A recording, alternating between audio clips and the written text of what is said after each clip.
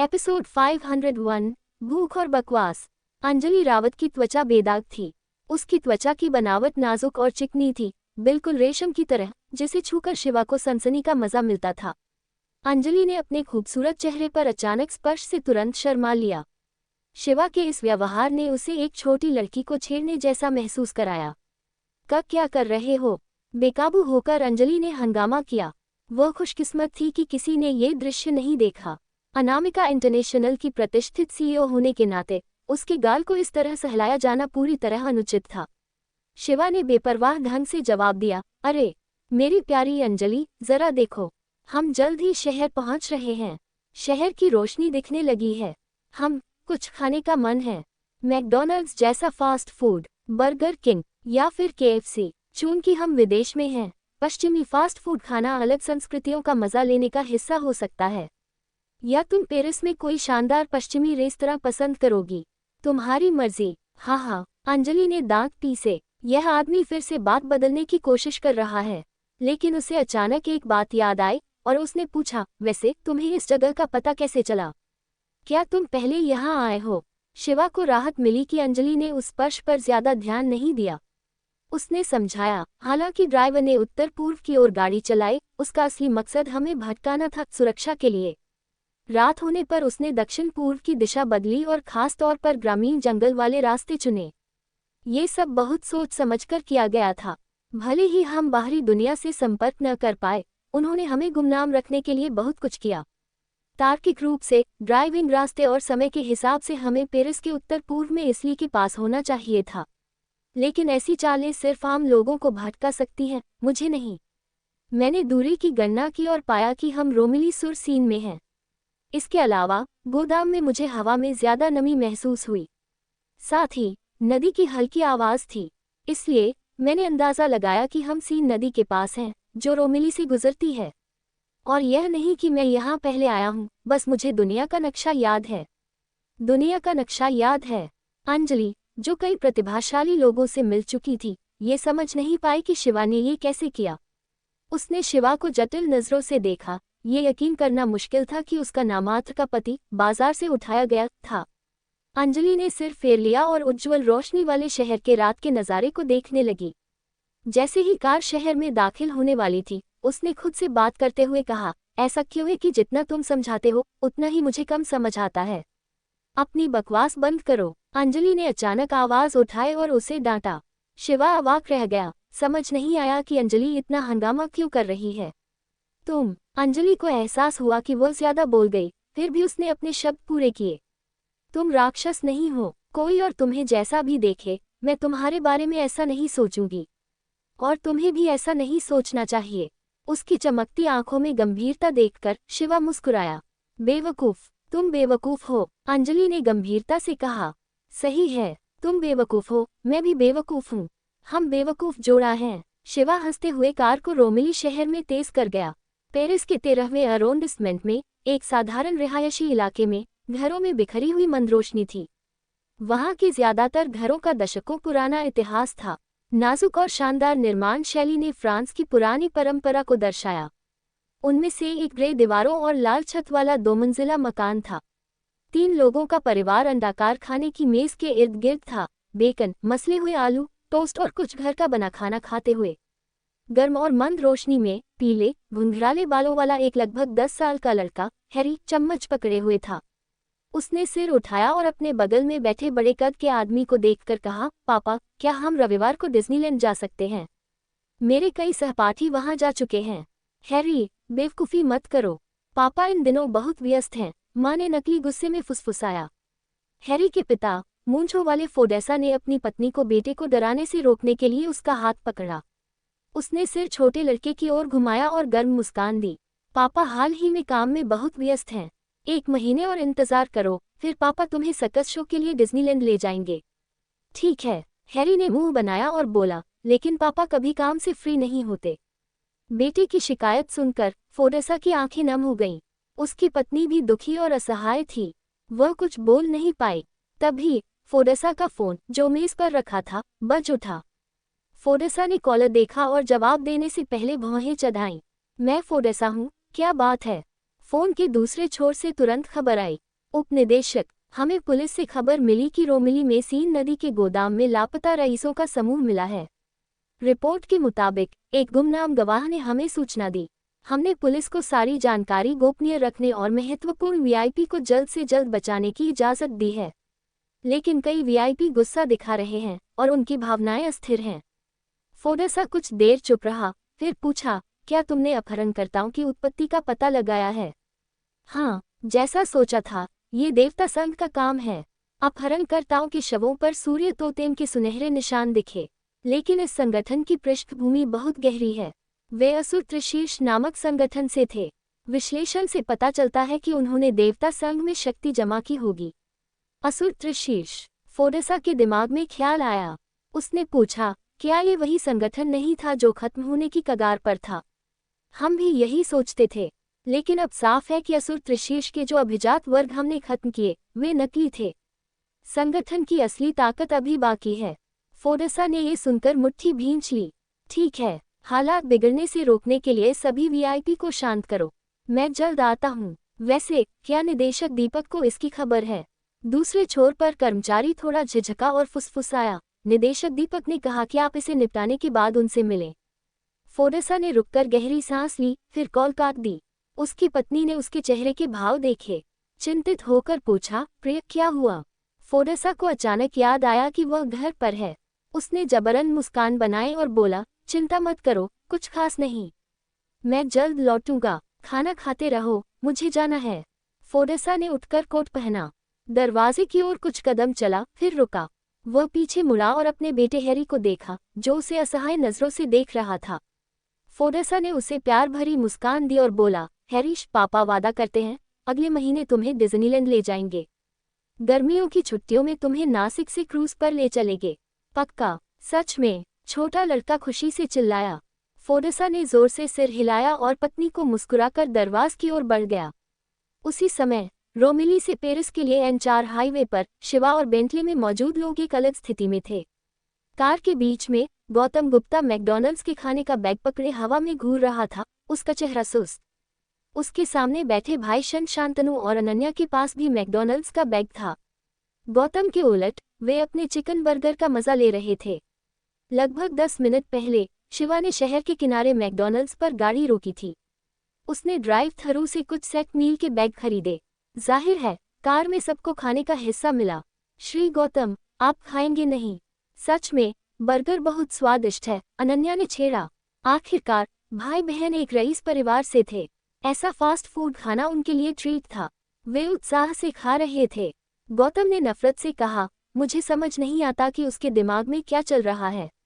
वह हमारे लिए ऐसा खाना कैसे खरीद सकता है?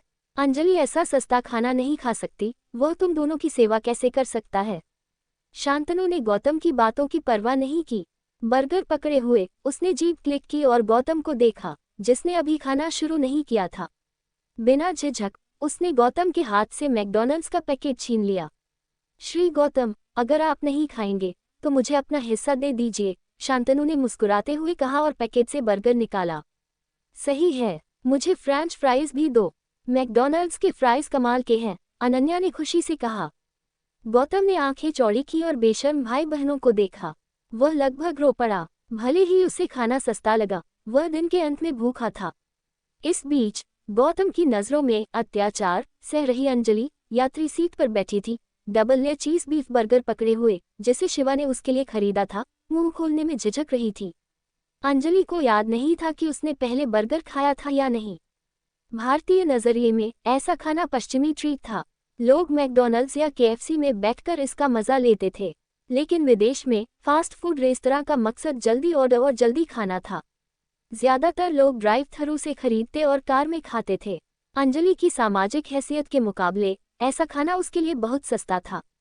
अंजलि को खाते न देख शिवा ने उत्सुकता से पूछा, तुम खा क्यों नहीं रही? तुम्हारा पेट काफी देर से गुर्रा रहा है। भूख नहीं है, अंजलि ने होंठ हिलाए। जब से मैं प्लेन से उतरी मैंने कुछ नहीं खाया। आधा दिन बीत गया, मुझे भूख कैसे नहीं होगी? उसने सोचा, क्या तुम जानबूझकर ऐसा कर रहे हो? अंजलि ने पूछा। क्या मतलब? अंजलि ने अपने हाथ में मोटे बीफ बर्गर की ओर इशारा किया।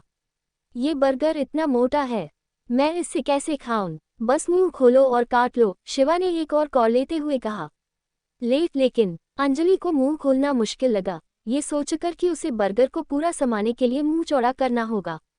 शिवा बोला, अरे तुम्हारा पेट आधे दिन से खाने के लिए गुर्रा रहा है और तुम शिष्टाचार की परवाह कर रही हो।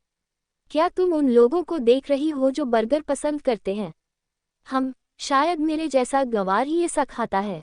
लगता है मेरी प्यारी अंजलि को राजकुमारी रोग है। तुम्हें राजकुमारी रोग है? मुझे बच्चा मत समझो, ये बस एक बर्गर है, मुझे उल्टा मनोविज्ञान इस्तेमाल करके बेवकूफ़ बनाने की ज़रूरत नहीं। तुम बचकाने हो। अंजलि को उसका ताना बुरा लगा। उसने शिवा को घूरा, फिर बर्गर पर नजरें टिकाईं। अंजलि ने आंखें बंद की और मुंह चौड़ा करके काट लिया। सच कहे तो बीफ बर्गर काफी सुगंधित था। भले ही वह चिकना था, उसकी खुशबू लुभावनी थी। अंजलि इतनी भूखी थी कि पहला कॉल लेने के बाद वह रुक नहीं पाई। पहली बार शिवा ने अंजलि को इस तरह खाते देखा, उसके दोनों गाल फूले हुए। उसका खूबसूरत अंडाकार चेहरा अब रोटी जैसा लग रहा था।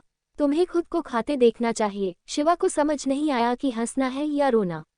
अपना खाना खत्म करते हुए उसने अंजलि के मुंह के कोने पर उंगली से खरोंच दी। शायद वह इतनी तेजी से खा रही थी कि वहां सफेद सॉस लग गई थी। अंजलि शर्मिंदगी से भर गई। वह शर्म से कार से कूद जाना चाहती थी, लेकिन अगले दृश्य ने अंजलि को आत्महत्या का ख्याल दे दिया। शिवा ने अपनी उंगली से सॉस चूस लिया। अंजलि को अचानक शर्म और गुस्सा आया, जिससे वह लगभग चीख पड़ी। शिवा को लगा कि उसका काम कुछ ज्यादा अंतरंग था, लेकिन उसका चेहरा इतना मोटा था कि उसे जरा भी शर्म नहीं आई। अंजलि के लाल कानों को देखकर वह शरारती ढंग से मुस्कुराया और बोला, कोई बात नहीं। ऐसा थोड़े है कि हमने पहले कभी चूमा नहीं। अगर बेबी को लगता है कि उसके साथ नाइंसाफी हुई, तो मैं तुम्हें मेरे मुंह के कोने पर सॉस पोंछने की इजाजत दूंगा। क्या तुम मेरी सॉस खुरचकर चूसने में मदद करोगी? अंजलि लगभग बेहोश हो गई, ये सोचकर कि वह कितना बेशर्म हो सकता है। ये जानते हुए कि बोलना बेकार है, उसने अपने गुस्से को बर्गर पर उतारा, उसका बड़ा कॉल लेकर। लेकिन इस बार उसने शिवा का मुंह अपनी ओर करने से रोका। शिवा ने उसका मजाक उड़ाना बंद किया, क्योंकि वह जानता था कि अंजलि वाकई भूखी थी। हर चीज की एक हद होती है, इसलिए उसने हाईवे पर ध्यान दिया और जल्दी से पेरिस शहर में पहुंच गया। एपिसोड 502, शाखाओं के निदेशक। 1 घंटे से ज्यादा ड्राइविंग के बाद पेरिस में होटल सोफिटेल के बाहर धूल से सनी बेंटले रुकी। ला मेडेलीन और प्लेस डे ला कॉनकॉर्ड के पास होने और शानदार स्ट्रीट लाइटों से चमकने के कारण ये 5 सितारा होटल सिर्फ एक होटल नहीं, बल्कि एक विशाल मूर्तिकला था। ये बेहद आकर्षक था। सफेद कपड़े पहने 2 कर्मचारी प्रवेश द्वार पर गर्व से खड़े थे। बेंटले के आते ही उन्होंने विनम्र मुस्कान दी, लेकिन जल्द ही चौंक गए। कार की सतह पर धूल और कीचड़ के अलावा खरोंच की रेखाएं थीं। कर्मचारी एक दूसरे को देखे, उनकी आंखों में हैरानी थी। होटल सोफिटेल के बाहर लग्जरी कारों का रुकना आम था, लेकिन ऐसी बुरी हालत में शायद ही कभी। लेकिन दोनों कर्मचारियों के दरवाजा खोलने से पहले 10 औपचारिक कपड़े पहने लोग अचानक होटल से बाहर निकले और बेंटले के पास रुके, पीछे का दरवाजा खोलने के लिए। निदेशक गौतम, आप आखिरकार लौट आए। अगुआ आदमी भावुक हो गया। उसने सम्मान से कमर झुकाए और लगभग आंसू बहाए। सफेद सूट पहने गौतम गुप्ता ने अपनी सामान्य शान वापस पाई। सिर ऊंचा करते हुए वह कार से उतरा और शांतनु और अनन्या को बाहर आने का इशारा किया। क्या ये बॉस अंजलि हैं? भगवान का शुक्र है, बॉस अंजलि भी सुरक्षित लौट आई। भीड़ में गपशप हुई, तभी एक खूबसूरत पुरुष और महिला दिखे, जिन्हें उन्होंने पहले नहीं देखा था। हाय, शांतनु ने भीड़ को चमकीली मुस्कान दी। जल्द ही अनन्या ने बेशर्मी से स्वागत स्वीकार किया। निदेशक शिवा, ये दोनों कौन हैं? एक ने गौतम को उत्सुकता से देखा। गौतम ने खांसा और बोला, ये चक्रवर्ती कबीले के सदस्य हैं, ब्रिटिश सूर्यरक्षक श्री शांतनु और श्रीमती अनन्या। जब मेरा अपहरण हुआ, मैं खुशकिस्मत था कि उनके साथ वहां से निकल पाया। चूंकि वे इस होटल में ठहरे हैं और पेरिस फैशन वीक में हिस्सा ले रहे हैं, हमने यहाँ साथ आने का फैसला किया। चक्रवर्ती कबीले अनामिका इंटरनेशनल की यूरोपीय शाखाओं के ज्यादातर लोग उच्च रैंक प्रबंधक थे, कई स्थानीय। इसलिए यह आश्चर्यजनक नहीं था कि उन्होंने इस प्राचीन और रईस कबीले का नाम सुना था। भीड़ में कोई उन्हें बधाई देने के लिए नहीं झुका। कुछ लोग इतने महत्वपूर्ण व्यक्तियों को देखकर घबरा गए, जो शायद ही कभी सार्वजनिक रूप से दिखते थे। भाई बहनों की मौजूदगी ने लगभग सबको भुला दिया कि वे वहां कंपनी की सबसे बड़ी हस्ती अंजलि रावत, सीईओ का स्वागत करने आए थे। यही वजह थी कि वे वहां थे।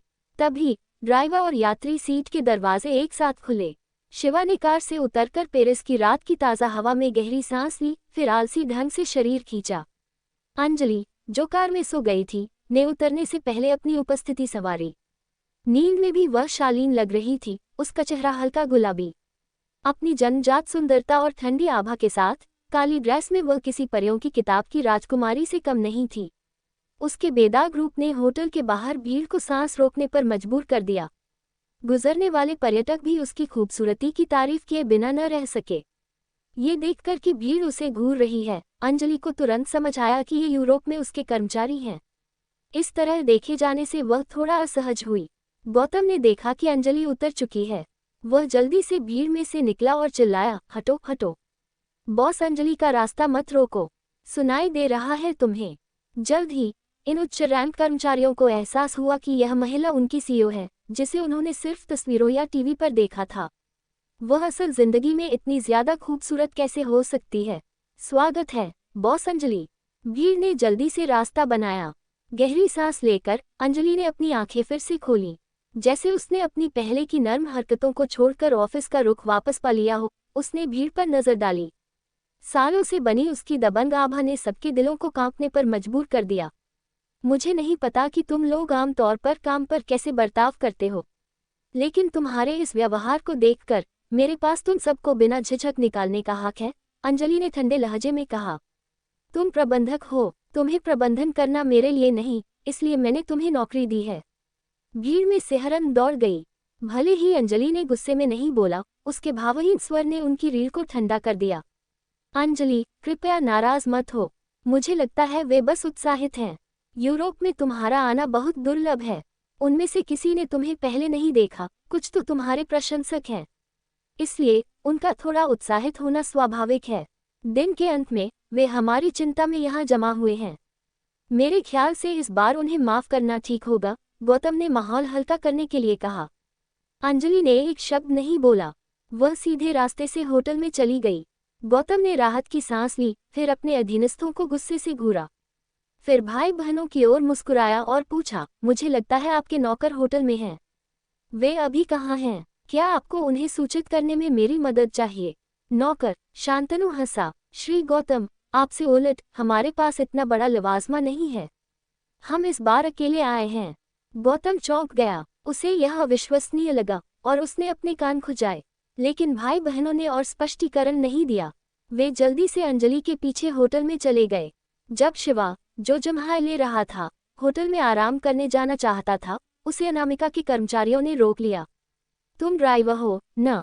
जाओ, अपनी कार ठीक से पार्क करो। हमसे उम्मीद मत करो कि हम ये करेंगे, एक कर्मचारी ने आदेश दिया। शिवा ने असहाय ढंग से सिर खुजाया, लेकिन समझाने में आलसी था। मैं इसे अभी पार्क कर देता हूँ, कोई बड़ी बात नहीं। लेकिन शिवा के वापस आने से पहले गौतम ने कर्मचारी के सिर पर चपत लगाए और डांटा, क्या तुम बेवकूफ हो? ये निदेशक शिवा हैं, जो बॉस अंजलि के साथ आए हैं। क्या तुम्हें नहीं बताया गया? जल्दी निदेशक शिवा से माफी मांगो। अनामिका के कर्मचारी डांट से स्तब्ध रह गए। वाकई किसी ने शिवा की मौजूदगी पर ध्यान नहीं दिया था। अंजलि की खूबसूरती और भाई बहनों की शान के मुकाबले शिवा को ड्राइवर समझना वाजिब था। दुनिया में कौन एक औसत दिखने वाले आलसी से आदमी को गौतम के बराबर समझेगा? अरे छोटी गुड़िया, इसे भूल जाओ, बस इसलिए कि वह मुझे नहीं जानता। शिवा ने गौतम के कंधे पर थपकी दी और चाबी सौंपने से पहले बोला, लेकिन अगर तुम जिद करते हो तो मैं तुम्हें कार सौंपता हूँ। बाद में मिलते हैं। गौतम ने चेहरे पर मुस्कान बनाए रखी और बिना हिचक की सहमति दी।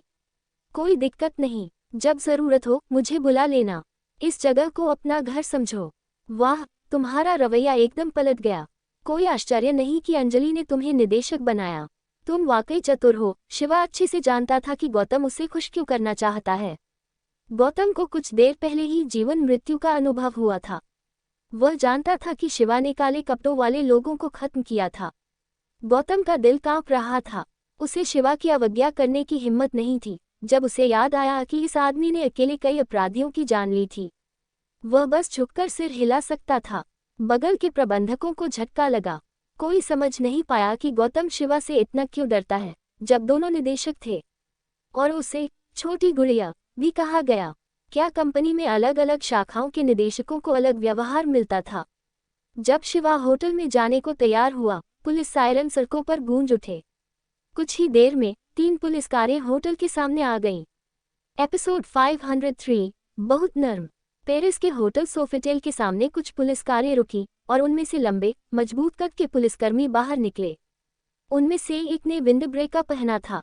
अपने सफेद बालों और अपेक्षाकृत छोटे, मोटे कद के साथ पुलिसकर्मी ने सख्त नजरों से प्रवेश द्वार पर खड़े सभी लोगों को देखा। बेंटली को वहां पार्क देखकर उसने जल्द ही कठोर अभिव्यक्ति अपनाई। जब उसकी नज़र शिवा पर पड़ी तो इस बुजुर्ग कोकेशियन ने एक हर्षित मुस्कान दी और उससे संपर्क किया। क्या आप भारत से श्री शिवा हैं? पुलिसकर्मी ने पूछा। शिवा ने बगल में खड़े गौतम गुप्ता को देखा और थोड़ा चिढ़ गया। चूंकि पुलिस इतनी जल्दी प्रतिक्रिया दे पाई, शिवा को शक हुआ कि किसी व्यस्त व्यक्ति ने रिपोर्ट की होगी। गौतम कोई मूर्ख नहीं था।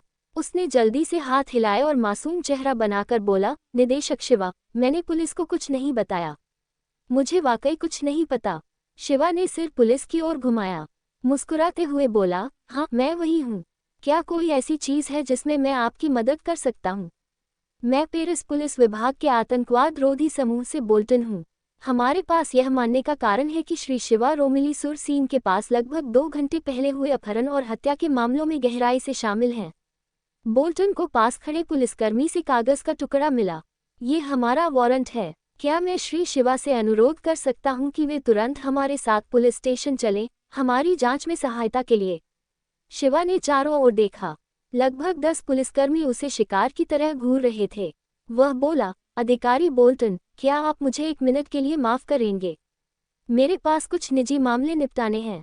आप यहाँ बड़ा हंगामा कर रहे हैं, जिससे सब डर जाएंगे। हमें वही करना है जो जरूरी है। गोलीबारी बेहद गंभीर मामला है।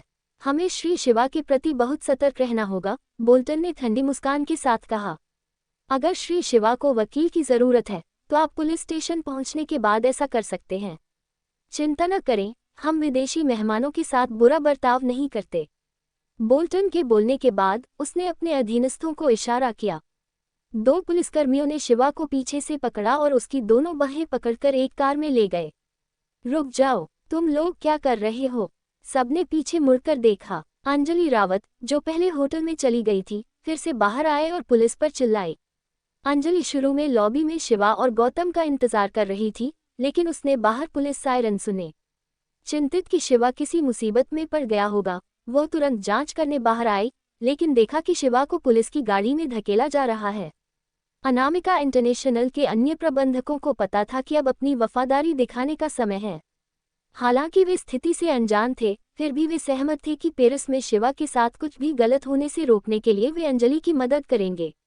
शिवा ने पलटकर अंजलि की ओर आंख मारी और चिंता न करने का इशारा किया, फिर कार में घुसने के लिए सिर झुकाया। अंजलि को लोगों की भीड़ ने रोक लिया। आखिरकार वह सिर्फ शिवा को पुलिस के साथ जाने दे सकती थी। 3 पुलिस कारें जितनी तेजी से आईं, उतनी ही तेजी से चली गईं।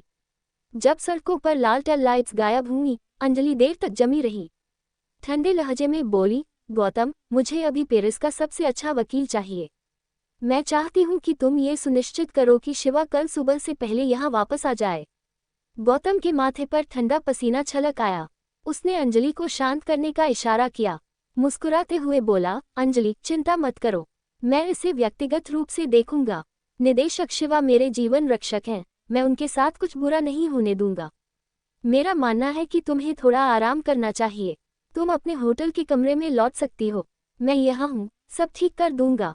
हालांकि अंजलि आसानी से शांत नहीं हुई। उसे यकीन था कि गौतम, जो पेरिस से परिचित था, समस्या को बेहतर ढंग से सुलझा सकता है। इसलिए उसने गौतम की बात मानी और आराम करने होटल लौट गई। लेकिन उसका दिमाग शिवा के ख्यालों से भरा था। यह एक बेचैन रात होने वाली थी। दूसरी ओर शिवा को संदिग्ध होने का जरा भी एहसास नहीं था। थाने की यात्रा के दौरान उसने फ्रेंच में पुलिसकर्मियों से सड़कों पर दिखी महिलाओं के बारे में बात की, जिससे वे अवाक रह गए। उन्हें शिवा का मुंह बंद करने का सख्त मन हुआ। लगभग 10 मिनट बाद शिवा को पेरिस पुलिस विभाग के कार्यालय भवन में लाया गया।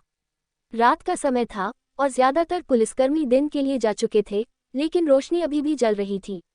शिवा को हथकड़ी लगाई गई थी और 2 मजबूत पुलिसकर्मी उसे पकड़े हुए थे। वे अधिकारी बोल्टन का पीछा करते हुए लिफ्ट में चढ़े।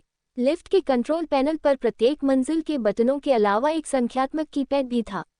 बोल्टन की मोटी उंगलियों ने तेजी से संख्याओं की एक लंबी श्रृंखला डाली और लिफ्ट लाल होने से पहले नीचे उतरने लगी।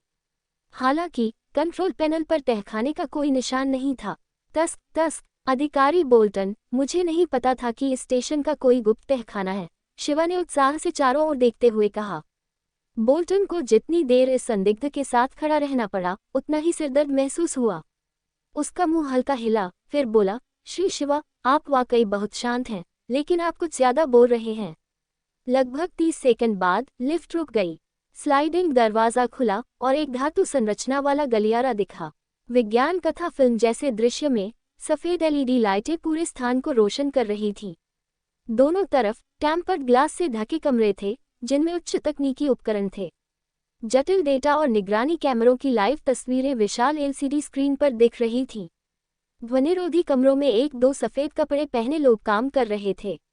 2 पुलिसकर्मियों द्वारा पकड़े जाने के बावजूद शिवा ने लंबे गलियारे में बोल्टन का पीछा किया और एक मिश्र धातु गेट के पास पहुंचे। बोल्टन ने अपनी हथेली फिंगरप्रिंट स्कैनर पर रखी। स्कैन के बाद गेट तुरंत खुल गया। बोल्टन ने पीछे मुड़कर देखा और दोनों पुलिसकर्मियों को शिवा को छोड़ने का इशारा किया। श्री शिवा, कृपया अंदर आएं। बोल्टन की ठंडी अभिव्यक्ति और आभा उसके गोल मटोल शरीर से बिल्कुल उलट थी। शिवा ने हंसी दबाने की कोशिश की। श्री बोल्टन, अब आप पहले से ज्यादा सख्त लगते हैं, उसने अंदर चलते हुए कहा। ये 100 वर्ग मीटर से ज्यादा का मिश्र धातु से बना पूछताछ कक्ष था। चारों ओर कैमरे लगे थे और सभी दिशाओं में रास्ते थे। केंद्र में रखी मेज के पीछे एक गोरा, घुंघराले बालों वाला आदमी बैठा था। उसके बगल में 2 सशस्त्र सैनिक सीधे भाले की तरह खड़े थे। वे फ्रांसीसी सैनिक थे, खास तौर पर आतंकवाद रोधी विशेष बल के। बोल्टन ने उस आदमी से संपर्क किया और सम्मानपूर्वक सलामी दी। उपनिदेशक को रिपोर्ट, संदिग्ध शिवा को पूछताछ के लिए लाया गया है। धन्यवाद, बोल्टन। फोर्डेसा ने बोल्टन को हल्का सिर हिलाया, फिर शिवा को देखा। श्री शिवा, आप बैठ सकते हैं, बात करते हैं। शिवा आगे बढ़ा और आदमी के सामने बैठ गया। हथकड़ी के बावजूद उसे कुर्सी खींचने में कोई दिक्कत नहीं हुई। आदमी की आंखें चमकीं। जाहिर था, शिवा का बेपरवाह रवैया दिखाता था कि वह कोई साधारण इंसान नहीं है। मुझे आश्चर्य है कि श्री शिवा ने हमारे बारे में पहले सुना है। हम विदेश सुरक्षा निदेशालय से हैं, जिसे 7वां ब्यूरो भी कहते हैं। एक तरह से हम भारत के सुरक्षा विभाग जैसे हैं। मैं यहाँ उपनिदेशक फोर्डेसा हूँ। बोल्टन मेरे सहायक हैं और पेरिस पुलिस विभाग के आतंकवाद रोधी समूह के नेता भी, फोर्डेसा ने परिचय दिया। शिवा ने सिर हिलाया, जैसे उसे पहले से पता हो। उसने 7वां ब्यूरो के बारे में सुना था। अमेरिका की FBI, ब्रिटेन की सुरक्षा सेवा, रूस की KGB और इजराइल की मोसाद की तुलना में ये वाकई बहुत नर्म था। द्वितीय विश्व युद्ध के फ्रांसीसी नायक जनरल चार्ल्स डी गॉल द्वारा स्थापित इसकी प्रगति फ्रांस की अंतर्राष्ट्रीय स्थिति से मेल नहीं खाती थी। इसे अमेरिका के नीला तूफान के उलट एक साधारण सुरक्षा संगठन माना जाता था, जो एक शक्तिशाली संगठन था। जहां अन्य प्रमुख जासूसी संगठनों में समान टीमें थीं, फ्रांस में सिर्फ साधारण लोग थे। मैं आपसे बहुत परिचित नहीं हूं, लेकिन हाँ, मैंने आपके बारे में सुना है, शिवा ने ईमानदारी से जवाब दिया। बहुत अच्छा। फोर्डेसा समझ गया कि शिवा सच बोल रहा है। उसने अपनी शर्ट की जेब से एक तस्वीर निकाली और शिवा को दी। श्री शिवा, क्या आप इससे परिचित हैं? एपिसोड 504, आपने मेरा इरादा गलत समझा। होटल सोफिटेल के एक बिजनेस सूट में अंजलि रावत ने अपने अधीनस्थों को बर्खास्त कर दिया, जो उनके स्वागत के लिए आए थे। दूसरी ओर गौतम गुप्ता, जो अभी अपने कमरे में दाखिल हुआ था, ने अपना सफेद सूट उतारा और बिस्तर पर फेंक दिया। जैसे उसकी हड्डियां बिखर गई हों, वह पास के आरामदायक सोफे पर लेट गया। सोफे के बगल में एक छोटी, नाजुक लकड़ी की मेज थी, जिस पर एक दीपक था, जो कमरे का आधा हिस्सा रोशन कर रहा था। लैंपशेड धूल से मुक्त था। 1 मिनट से भी कम समय तक आंखें बंद करने के बाद गौतम ने फिर से आंखें खोलीं। पीली रोशनी में उसने अभिव्यक्तिहीन चेहरा बनाए सिर मेज पर टिका दिया। मेज पर एक फाइल धारक था। उसने सील खोली और कुछ फोटोस्टेट दस्तावेज निकाले। गौतम ने एक कागज को दोनों हाथों से पकड़ा और सामग्री को घूरने लगा। ये दस्तावेज एक फोटोस्टेट विवाह प्रमाण पत्र था, जिसमें मालिकों की तस्वीर साफ दिख रही थी। कैमरे में घूरती महिला ठंडी और भावहीन लग रही थी। इसके उलट पुरुष मुस्कुरा रहा था, थोड़ा घबराया और मजाकिया लग रहा था। यह अंजलि रावत और शिवा की तस्वीर थी, जो उनकी शादी के पंजीकरण के समय ली गई थी। अंजलि, तुम मुझे मूर्ख समझती हो ना? क्या तुम्हें लगता है कि मैं तुम्हारे और उस जंगली के रिश्ते का पता नहीं लगा सकता, सिर्फ इसलिए कि तुमने मुझे कुछ नहीं बताया? हाँ, तो क्या हुआ अगर वह मार सकता है? वह कौन होता है मेरा अपमान करने वाला? वकील, मैं उसे एक जरूर दिलवाऊंगा, लेकिन कल सुबह तक तुम्हें वह बदबूदार कबाब बेचने वाला नहीं दिखेगा, ये पक्का है। गौतम के चेहरे पर भयानक भाव था, उसका मुंह हल्का कांप रहा था। दस्तावेज पकड़े उसकी बाहें थरथरा रही थीं। अपने आप से बड़बड़ाने के बाद उसने फोन उठाया और कॉल किया। श्री गौतम, अब काम के घंटे खत्म हो चुके हैं, एक आदमी ने मजाक में कहा। वकील चार्मो, मेरे दोस्त को 10 मिनट पहले पुलिस स्टेशन ले जाया गया है। मैं चाहता हूं कि आप उसकी मदद करें, गौतम ने आंखें सिकुड़ते हुए ठंडे स्वर में कहा। मुझे नहीं पता था कि आप खुशखबरी लाते हैं, लेकिन चूंकि आपको जरूरत है, मैं पुलिस स्टेशन जाऊंगा। आपके दोस्त का नाम क्या है? उसने क्या किया? वह शिवा है, एक भारतीय। ये हत्या का मामला है, गौतम ने जवाब दिया। चार्मो कुछ देर चुप रहा, फिर मुस्कुराया। कितना बदकिस्मत आदमी। चिंता मत करो, मेरे लिए कोई समस्या नहीं, पेरिस के सबसे अच्छे वकील चार्मो के लिए। मुझे लगता है आपने मेरी मंशा गलत समझी, गौतम ने ठंडे स्वर में कहा। मैंने आपको उसे बचाने के लिए नहीं कहा। ओह, चार्मो को समझ नहीं आया कि उसका मतलब क्या है। थोड़ी देर बाद चार्मो ने जवाब दिया, हाँ श्री गौतम, आप एक खास नियोक्ता हैं, लेकिन मुझे ये पसंद है। ठीक है, मैं ये करूँगा। कोई निशान मत छोड़ना, मेरा इससे कोई लेना देना नहीं, गौतम ने कहा। चार्मो पागल की तरह हंसा। बेशक, मुझे आज रात कोई कॉल नहीं आई। मैं अब न्याय लेने जा रहा हूँ। उसी समय पेरिस पुलिस स्टेशन के गुप्त तहखाने में शिवा ने एक असहाय मुस्कान के साथ फोडेसा की दी हुई तस्वीर को देखा। तस्वीर में सूर्य तोतेम का सुनहरा प्रतीक था, जिसे शिवा ने पहले देखा था। तस्वीर काले कपड़े पहने मृत लोगों की थी। शिवा ने माथा रगड़ा। उसने स्थिति का कुछ अंदाजा लगा लिया था। शुरू में उसे लगा था कि पुलिस इस मामले की जिम्मेदार है, इसलिए इतने कम समय में संपर्क की उम्मीद नहीं थी। लेकिन सातवां ब्यूरो शुरू से जिम्मेदार था, इसलिए भले ही उसने सैटेलाइट फोन से पुलिस को बुलाया था, उसका स्थान ट्रैक किया जा सकता था। उनके पास पुलिस से कहीं ज्यादा उन्नत तकनीक थी। शिवा ने कुछ छिपाने की योजना नहीं बनाई। सिर हिलाकर बोला, जैसा कि आप जानते हैं, मैंने ही पुलिस को बुलाया था। फोडेसा की नज़र गहरी हो गई। तो अपहरणकर्ताओं की मौत श्री शिवा से असंबंधित नहीं होगी, है ना? बिल्कुल, मैंने ही उन सबको मारा, शिवा ने ईमानदारी से जवाब दिया। फोडेसा को और ज्यादा असहज लगा, क्योंकि पूछताछ इतनी आसानी से चल रही थी। जल्दबाजी में वे इस भारतीय की पृष्ठभूमि में कुछ असामान्यताएं पकड़ पाए थे, लेकिन सटीक जानकारी नहीं मिली। फोडेसा ने उंगलियों से मेज पर टैप किया। थोड़ी देर बाद बोला, गोदाम में मरे अपहरणकर्ता असुर त्रिशीर्ष नामक आतंकवादी समूह के सदस्य थे। उनके प्रत्येक सदस्य को बारूद से प्रशिक्षित किया गया था। हैरानी की बात है कि वे कोई नुकसान नहीं कर पाए, और हेलमेट के बावजूद उन्हें सटीकता से मारा गया। हमारे विश्लेषण के मुताबिक ऐसी घटना अंधेरे में असंभव है। श्री शिवा, अगर आप ईमानदार हैं, तो मुझे कहना होगा। आप निस्संदेह खतरनाक हैं। शिवा ने कंधे उचकाए। शायद ऐसा ही है, लेकिन कानूनी तौर पर मैंने सिर्फ आत्मरक्षा की थी। मुझे यकीन है कि उपनिदेशक मुझे बिना कारण जेल में नहीं डालेंगे या यहाँ मेरी जिंदगी खत्म नहीं करेंगे, है ना? फोडेसा ने ठंडे स्वर में सूंघा। आत्मरक्षा नागरिकों का अधिकार है, लेकिन जहाँ तक मैं देख सकता हूँ, श्री शिवा कोई साधारण नागरिक नहीं है। मैं आपके जैसे खतरनाक व्यक्ति पर आतंकवादी समूह की उत्पत्ति का शक करने में पूरी तरह सक्षम हूँ। इसके अलावा आपकी पृष्ठभूमि हमें असुर त्रिशीर्ष से भी ज्यादा परेशानी दे सकती है। शिवा ने गहरी आह भरी। वह शुरू में पूछताछ के बाद होटल लौटकर सोना चाहता था, लेकिन स्थिति ज्यादा जटिल लग रही थी। तो उपनिदेशक की क्या योजना है? शिवा ने मुस्कुराते हुए पूछा। जैसा आपने कहा, ये सब सिर्फ शक हैं। हिरासत की भी समय सीमा होती है, और मेरे वकील के आने के बाद यह अप्रमाणित मामला मुझे रोक नहीं पाएगा। मैं सलाह दूंगा कि मुझे जाने दें। मैंने कई महत्वपूर्ण मेहमानों को बचाया है। क्या यह नहीं कहता कि मैं नुकसान पहुंचाने के बजाय मदद कर रहा था? जब फोडेसा जवाब देना चाहता था, तभी बोल्टन, जो एक तरफ खड़ा था, उसे एक जोरदार फोन कॉल आया। बोल्टन ने फोडेसा से माफी मांगी और कॉल लिया। क्या है? मैंने नहीं कहा था कि मैं एक संदिग्ध से पूछताछ कर रहा हूँ। हे बोल्टन, गॉर्डन लॉ फर्म के वकील चार्मो ने हमें बुलाया है। उन्होंने कहा कि वे भारतीय संदिग्ध के बारे में महत्वपूर्ण जानकारी देना चाहते हैं, एक पुलिसकर्मी ने बताया। बोल्टन ने तुरंत कॉल काटा और फोडेसा को स्थिति बताई। फोडेसा ने आह भरी और शिवा को जटिल नजरों से देखा। श्री शिवा के वकील मेरी उम्मीद से ज्यादा जल्दी आ गए। इस स्थिति को देखते हुए चलिए बाहर चलते हैं। शिवा को कोई आपत्ति नहीं थी। उसे भी लगा कि वकील बहुत जल्दी आ गया, लेकिन अगले ही पल शिवा ने संदेह भरी नजरों से मिश्र धातु के गेट की ओर देखा। क्लिंक, मिश्र धातु का दरवाजा अचानक खुला और कुछ सिलहुट पूछताछ कक्ष में दाखिल हुए। एपिसोड 505, एक उचित आदमी।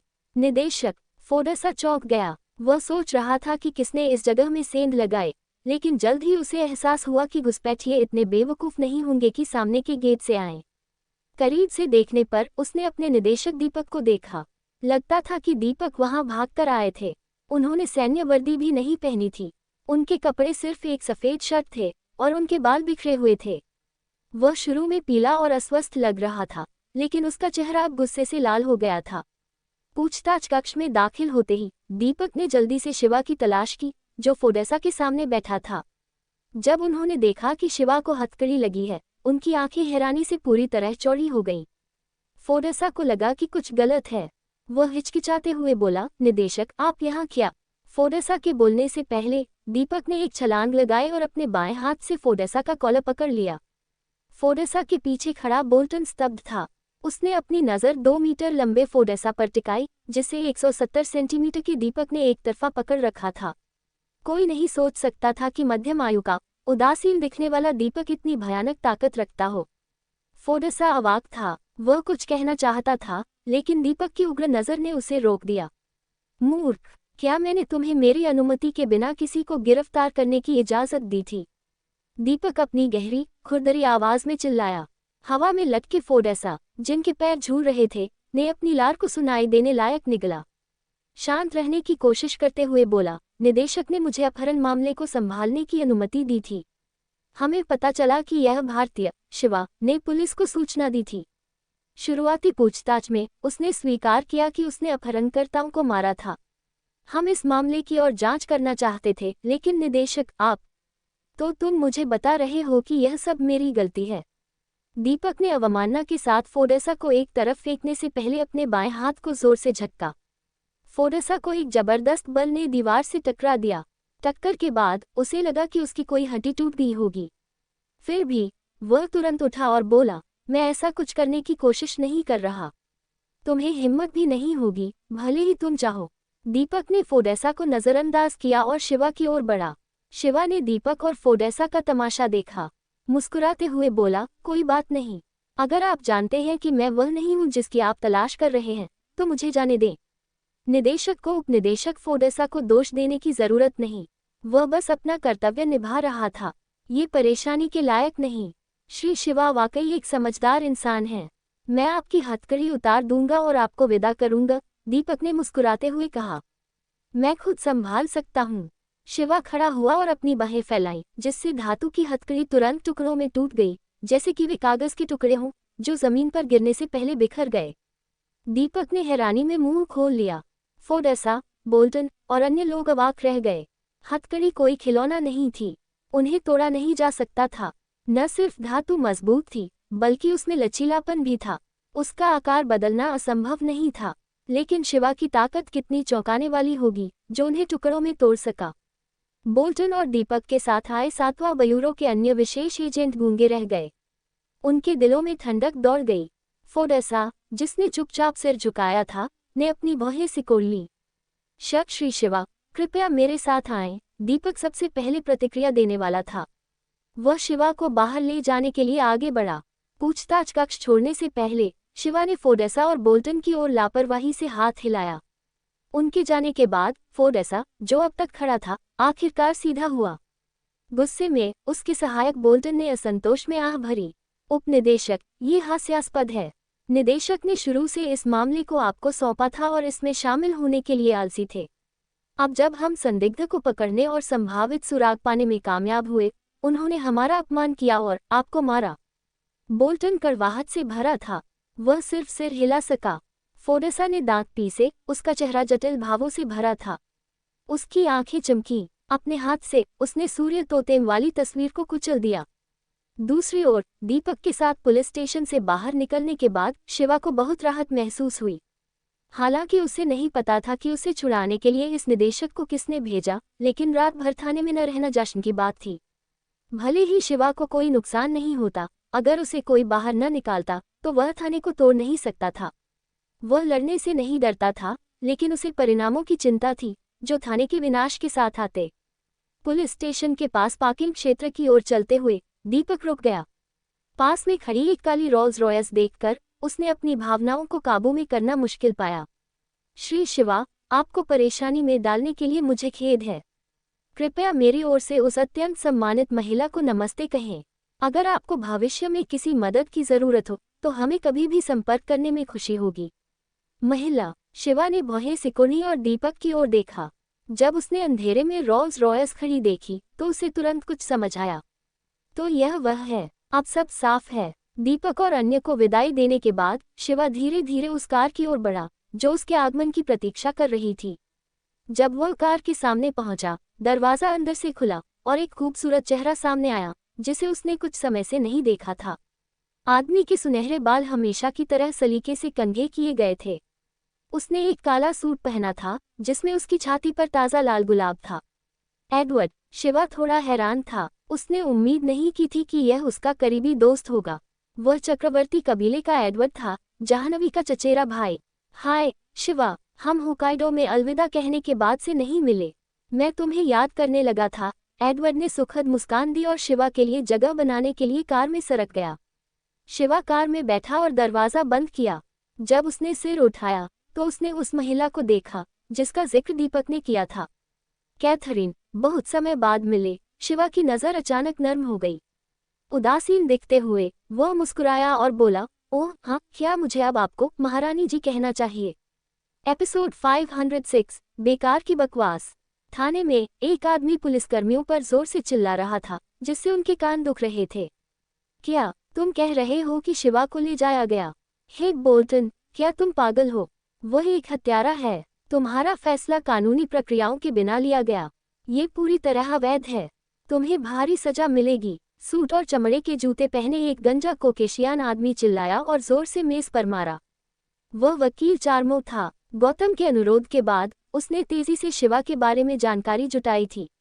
उसने सोचा था कि शिवा को हिरासत में लिया जाएगा, लेकिन थाने पहुंचने पर उसे बताया गया कि शिवा को 3 मिनट पहले रिहा कर दिया गया था।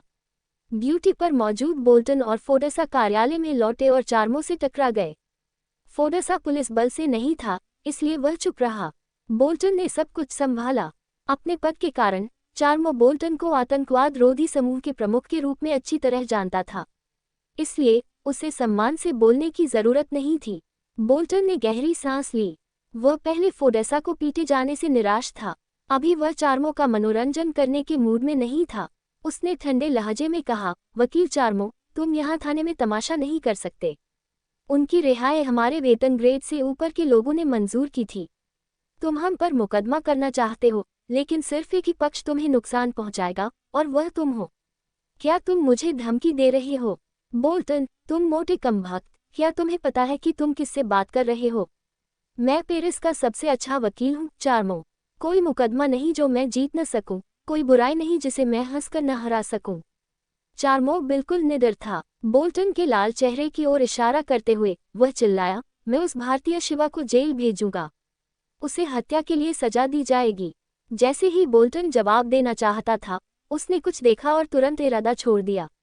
चार्मो ने महसूस किया कि बोल्टन उसके पीछे देख रहा है। वह मुड़कर देखने लगा और उसे एक मध्यम आयु का अजनबी दिखा। वह दीपक था जिसने हाल ही में शिवा को छुड़ाया था। मुस्कुराते हुए दीपक ने चार्मो को ऊपर से नीचे देखा। तुम गॉर्डन लॉ फर्म के चार्मो हो? वही जिसे पेरिस का सबसे अच्छा वकील माना जाता है। बिल्कुल, यह मैं हूँ, चार्मो ने संतुष्ट होकर जवाब दिया। दीपक ने सिर हिलाया और बोला, क्या तुमने अभी कहा कि तुम शिवा को जेल भेजना चाहते हो और उसे सजा देना चाहते हो? आत्मविश्वास से चार्मो ने जवाब दिया, तुमने ठीक सुना। क्या बात है? क्या तुम इस मामले में शामिल हो? क्या तुम मुझे डराने की कोशिश कर रहे हो? मैं चार्मो अपने शब्द पूरे करने से पहले एक मुक्का उसके सिर पर उड़ा। धड़ाम। चार्मो दीपक के मुक्के को चकमा देने में पूरी तरह असमर्थ था। वह सीधे जमीन पर गिरा, उसका चेहरा तुरंत सूज गया और काला पड़ गया। दीपक ने एक सफेद रूमाल निकाला और अपनी खूनी मुट्ठी पोंछी। उसे सजा दो और उसे भगवान के पास भेजने की तारीख चुनो। वहां मौजूद हर पुलिसकर्मी पीला पड़ गया। वे बोल्टन को देखने के सिवा कुछ नहीं कर सकते थे, जो वहां का प्रभारी था। बोल्टन के माथे पर ठंडा पसीना छलक आया। किसी ने नहीं सोचा था कि इस प्रभावशाली वकील को इतनी आसानी से सजा दी जाएगी। बोल्टन को यकीन था कि चार्मो को सिर्फ इसलिए मरना होगा क्योंकि दीपक ने कहा। उसने अपने 2 अधीनस्थों को चार्मो को ले जाने का इशारा किया। उसे कारण पूछने की जरूरत नहीं थी, वह डर गया था। इस समय फोडेसा, जो एक तरफ खड़ा था, आगे बढ़ा। अपने वरिष्ठ दीपक का सामना करते हुए बोला, निदेशक, क्या हम किसी शांत जगह पर बात कर सकते हैं? दीपक ने उसकी ओर देखा और पहले कार्यालय छोड़ने से पहले सिर हिलाया। जब दोनों एक खाली गलियारे में आए, दीपक रुक गया। फोडेसा का सामना करते हुए उसने पूछा, तुम पूछना चाहते हो कि शिवा को किसने छुड़ाया, है ना? हाँ, मुझे जवाब चाहिए। मैं किसी ऐसे व्यक्ति को नहीं छोड़ सकता जो बिना कारण खतरनाक हो, फोडेसा ने मुट्ठी भींचते हुए कहा। हालांकि दीपक की पीठ फोडेसा की ओर थी, वह अपने भाव बता सका। तिरस्कार में बोला, तुम चाहे कितना भी असंतुष्ट हो, कुछ नहीं बदल सकता। मेरे लिए या यहाँ तक कि श्रीमान राष्ट्रपति के लिए, हमें उस महिला का पालन करना होगा, चाहे वह कोई भी हो, जब तक हम देशों के बीच युद्ध के लिए तैयार न हों। वरना भले ही शिवा वाकई आतंकवादी हो, हमें उसे छोड़ना ही होगा। फोडेसा ने सिर उठाया, उलझन में। निदेशक, मुझे नहीं पता कि आप किसकी बात कर रहे हैं। मुझे यकीन है कि तुमने 9 साल पहले ब्रिटिश और वेल्श शाही परिवारों से जुड़ी खूनी घटना के बारे में कार्यालय के गुप्त दस्तावेज पढ़े होंगे, दीपक ने धीरे कहा। फोडेसा थोड़ा हैरान था, उसे समझ नहीं आया कि उसके वरिष्ठ ने ब्रिटिश शाही परिवारों के घोटाले का जिक्र क्यों किया। उसने जवाब दिया, हाँ, मुझे अच्छे से याद है। उसके बाद ब्रिटिश शाही परिवार ने वेल्श शाही परिवार को खत्म करने और उखाड़ फेंकने की कोशिश की थी, लेकिन चक्रवर्ती कबीले और अन्य अज्ञात पक्षों की वजह से रानी कैथरीन और वेल्श शाही परिवार की युवा राजकुमारी जाह्नवी चमत्कारिक रूप से कुछ समय के लिए गायब होने के बाद सुरक्षित लौट आईं। इसके बाद ब्रिटिश शाही परिवार के कुछ मुख्य सदस्य एक एक करके रहस्यमय ढंग से मर गए। सुरक्षा सेवा ने घोटाले को फैलने से रोकने के लिए बहुत कोशिश की ताकि लोग घबराएं नहीं। सही है। उसके बाद ब्रिटिश शाही सत्ता का उत्तराधिकारी वेल्स का शासक बन गया। हालांकि वे एक छिपे हुए शाही परिवार के रूप में मौजूद हैं, यानी उनका अस्तित्व अभी सार्वजनिक रूप से घोषित नहीं हुआ है। यूनाइटेड किंगडम की असली सत्ता वेल्श शाही परिवार के पास है, दीपक ने समझाया। फोडेसा ने सिर हिलाया। मुझे दस्तावेज याद है। 9 साल पहले की घटना में कई अनसुलझे सवाल हैं, जैसे कैथरीन और उनकी बेटी जाह्नवी की जिंदा रहना और सुरक्षा सेवा की चुप्पी। मानना होगा कि वेल्श शाही परिवार अब अपनी स्थिति और आर्थिक प्रभाव के मामले में ब्रिटिशों से आगे है। इसके अलावा वेल्श शाही परिवार की उत्तराधिकारी राजकुमारी जाह्नवी अब तकनीकी रूप से उन्नत दुनिया में ब्रिटिश शाही अनुसंधान केंद्र की नींव बन चुकी है। ऐसी उत्तराधिकारी के साथ वेल्श शाही परिवार की ताकत पहले से ही मजबूत है। तुम सही हो, वाकई कई अनसुलझे सवाल हैं, लेकिन हमें उनकी चिंता नहीं करनी चाहिए क्योंकि सुरक्षा सेवा भी चुप है। दीपक की आंखें चमकीं। अपनी गहरी आवाज में उसने कहा, जिसने मुझे शिवा को रिहा करने के लिए कहा, वह कोई और नहीं थी। वह महारानी कैथरीन थी, जो हाल ही में वेल्स के सिंहासन पर बैठी हैं। जैसे ही दीपक ने बोलना खत्म किया, फोडेसा अवाक रह गया। रोल्स रॉयस धीरे धीरे सड़कों पर बढ़ रही थी, इतनी धीमी कि यह पैदल चलने से अलग नहीं थी। कार में एक महिला ने लापरवाही से छींक लिया और अपनी बांह उठाकर अपनी बैंगनी रेशमी पोशाक से अपनी लंबी नाक रगड़ ली। वह एक लंबी, पतली महिला थी, जिसके बाल एक बन में बंधे थे। उम्र बढ़ने का कोई निशान उसके शरीर पर नहीं था। उसके सुंदर चेहरे ने उसे किसी परीक्षा की अप्सरा जैसा बनाया।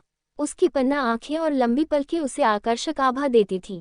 अगर कोई उसकी असली उम्र का अंदाजा लगाए तो उसकी बैंगनी पोशाक में लिपटी सुडौल आकृति देखकर हैरान रह जाए। उसकी परिपक्वता युवा महिलाओं से बेजोड़ थी। उसे देखकर हर पुरुष की नसें उछल पड़ती थीं। उसके अनजाने में दिखे पिंडलियां नवजात शिशु की त्वचा की तरह गोरी और चिकनी थीं।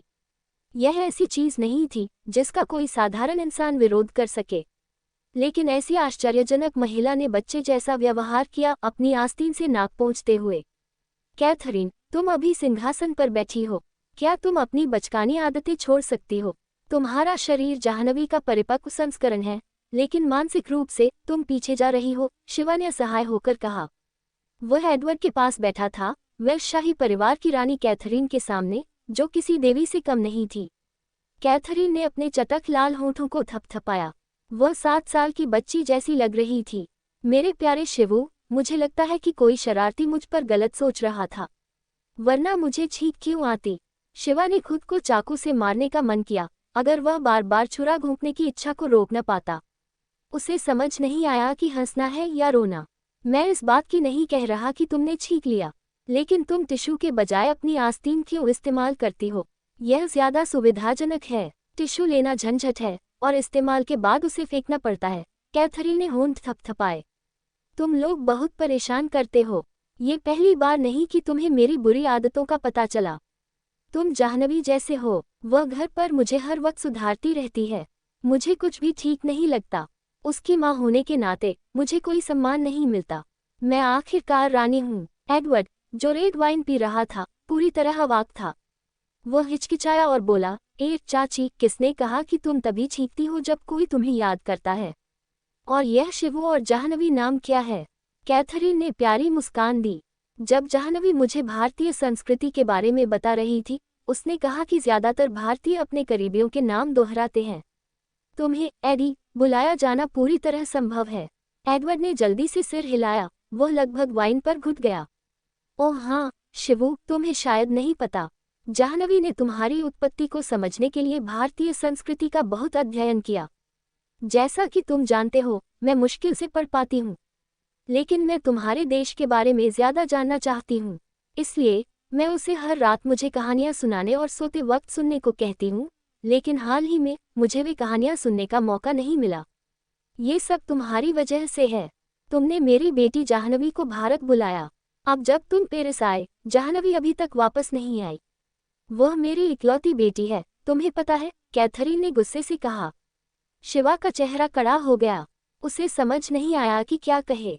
जब भी वह कैथरीन से मिलता, उसकी शाही मर्यादा देखकर असहाय महसूस करता था। उदास होकर एडवर्ड बोला, चाची, वेल्स की रानी और चक्रवर्ती कबीले की मालकिन होने के नाते तुम मुश्किल से अंग्रेजी पढ़ पाती हो, ये शर्मनाक है। और तुम लगभग 40 की हो, फिर भी तुम्हें अपनी बेटी से रात में कहानियां सुनने की जरूरत है। इसका क्या मतलब है? कैथरीन सुनकर शांत हो गई। उसने सिर झुकाया और चुपचाप उदास हो गई। एडवर्ड को लगा कि उसने शायद उसकी भावनाओं को ठेस पहुंचाई। उसने सांत्वना दी, चाची, मैं तुम्हारी आलोचना नहीं कर रहा, लेकिन तुम्हें एक वयस्क की तरह व्यवहार शुरू करना चाहिए, ताकि जाह्नवी तुम्हारी चिंता करना बंद करे। कैथरीन ने अचानक सिर उठाया, अपनी पानी भरी बड़ी आंखें दिखाते हुए सिर हिलाकर बोली, मैं अब समझ गई। मैं अगली बार ज्यादा सावधान रहूंगी, एडी। पफ्ट एपिसोड 507 नर्सरी कविता। होटल सोफिटेल के विशाल प्रेसिडेंशियल स्वीट में सुंदर फर्नीचर ने कमरे को एक पूर्ण घर जैसा बना दिया था। कमरे का डिजाइन और सजावट फ्रांसीसी और भारतीय शैली से प्रेरित था। कमरे में कदम रखते ही विलासिता का एहसास होता था। हर दिन ताज़े फूलों को कोनों में नाजुक गुलदानों में रखा जाता था। एक खास फ्रांसीसी इत्र का इस्तेमाल किया गया था, जिससे कमरे में बिना तीखी गंध की सुखद महक फैलती थी। इस समय शॉवर रूम का दरवाज़ा खुला। अंजलि रावत, जिन्होंने गर्म पानी से नहाया था, ने होटल के असली रेशम के सफ़ेद पजामे पहने थे। धीरे धीरे खिड़की की ओर चलते हुए उन्होंने अपने गीले बालों को सुखाने के लिए सफ़ेद तौलिया का इस्तेमाल किया। गीले पजामे ने उनकी गोरी त्वचा को ढक रखा था। भले ही उनकी सुंदरता छिपी थी, वे हमेशा की तरह आकर्षक थीं। पेरिस की रात दिल्ली की तरह जीवंत नहीं थी। यह एक शांत शहर था। गहरी सांस छोड़ते हुए अंजलि ने तौल से बाल पोंछना बंद किया। पीछे मुड़कर उन्होंने दीवार पर लटकी प्राचीन लकड़ी की घड़ी देखी। शिवा को ले गए 1 घंटे से ज्यादा हो चुका था। अभी तक कोई खबर नहीं थी। वह शिवा पर भरोसा करती थी, फिर भी अपनी नसों को शांत नहीं कर पाई थी। चुपके से कमरे में अकेली खड़ी अंजलि कुछ खोई सी थी। उन्हें ये स्थिति हास्यास्पद भी लगी। कुछ समय पहले तक उन्होंने शिवा को इंसान मानना छोड़ दिया था। कभी कभी तो उनकी मृत्यु की कामना भी करती थी, ताकि वह उन्हें तंग न करें। हर बार उसे देख उस रात की याद आती थी जब उन्होंने अपनी पवित्रता खोई थी। लेकिन अनजाने में दोनों 1 साल से ज्यादा समय से साथ थे। उन्होंने तर्क किए, ठंडी जंग लड़ी, और इस दौरान मजाक भी किया। हर छोटी याद अब भी ताज़ा थी। उनके जल्दी जागने और देर से लौटने के दिन अब अकेले नहीं थे। एक ऐसा शख्स शामिल था जो काम को कभी गंभीरता से नहीं लेता था। फिर भी उनके दिन पहले जैसे एकाकी और नीरस नहीं रहे थे। अंजलि चाहे जितना चाहे शिवा की कोई अच्छी बात या गुण न सोच सकती। वह आलसी, असभ्य और बेहद विकृत था, और स्मोक करता था। दूसरे लोग चुपके से अफेयर करते थे, लेकिन शिवा अपनी दूसरी औरतों से खुलकर मिलता था, जैसे उसकी चमड़ी स्टील की हो। वह उसे बाहर निकाल देता, उसका मजाक उड़ाता, उसे मुश्किल में डालता, ताने मारता, डराता, और फिर उसकी चिंता भी करता। वह बाहर से आज्ञाकारी लगता था, लेकिन जब बात गंभीर होती, वह अपनी मर्जी से काम करता, अपनी मर्दानगी को हास्यास्पद स्तर पर दिखाता। पिछली रात लंबी उड़ान थी। पेरिस उतरने के बाद उसे अपहरण का सामना करना पड़ा। अब वह पूरी तरह थक चुकी थी। अंजलि को लगा कि वह टूटने की कगार पर है। वह विशाल, आरामदायक बिस्तर पर बैठ गई, सिर झुकाए। उसे लेटने की हिम्मत नहीं थी। अगर मैं अब सो गई तो क्या वह सुबह तक वापस आ जाएगा? अंजलि को सिरदर्द हुआ। आंखें बंद कर उसने सिर हिलाया और फिर खोली। खुद से बुदबुदाई, उसमें कुछ भी अच्छा नहीं। मैं ऐसा क्यों कर रही हूँ? शायद उस रात मेरे एक बालिया बयान की वजह से। उसके दिमाग में उस रात का दृश्य उभरा। वह रात जब वह इस तरह से निकली और सड़क पर रो पड़ी थी। मैं वैसा ही भयानक आदमी हूँ जो तुमसे अलग दुनिया में रहता है, लेकिन मेरे जैसा कोई, तुम जैसी किसी को पसंद करने की इजाजत है। उस पल को याद कर शिवा की आवाज़ उसके कानों में गूंजी, जिससे उसे शर्मिंदगी महसूस हुई।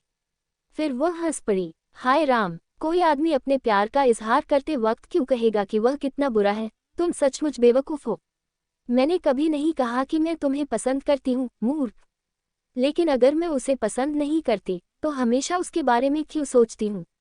क्या मेरे पास रिंग रिंग। फोन की घंटी ने उसे खुद से बात करने से रोका।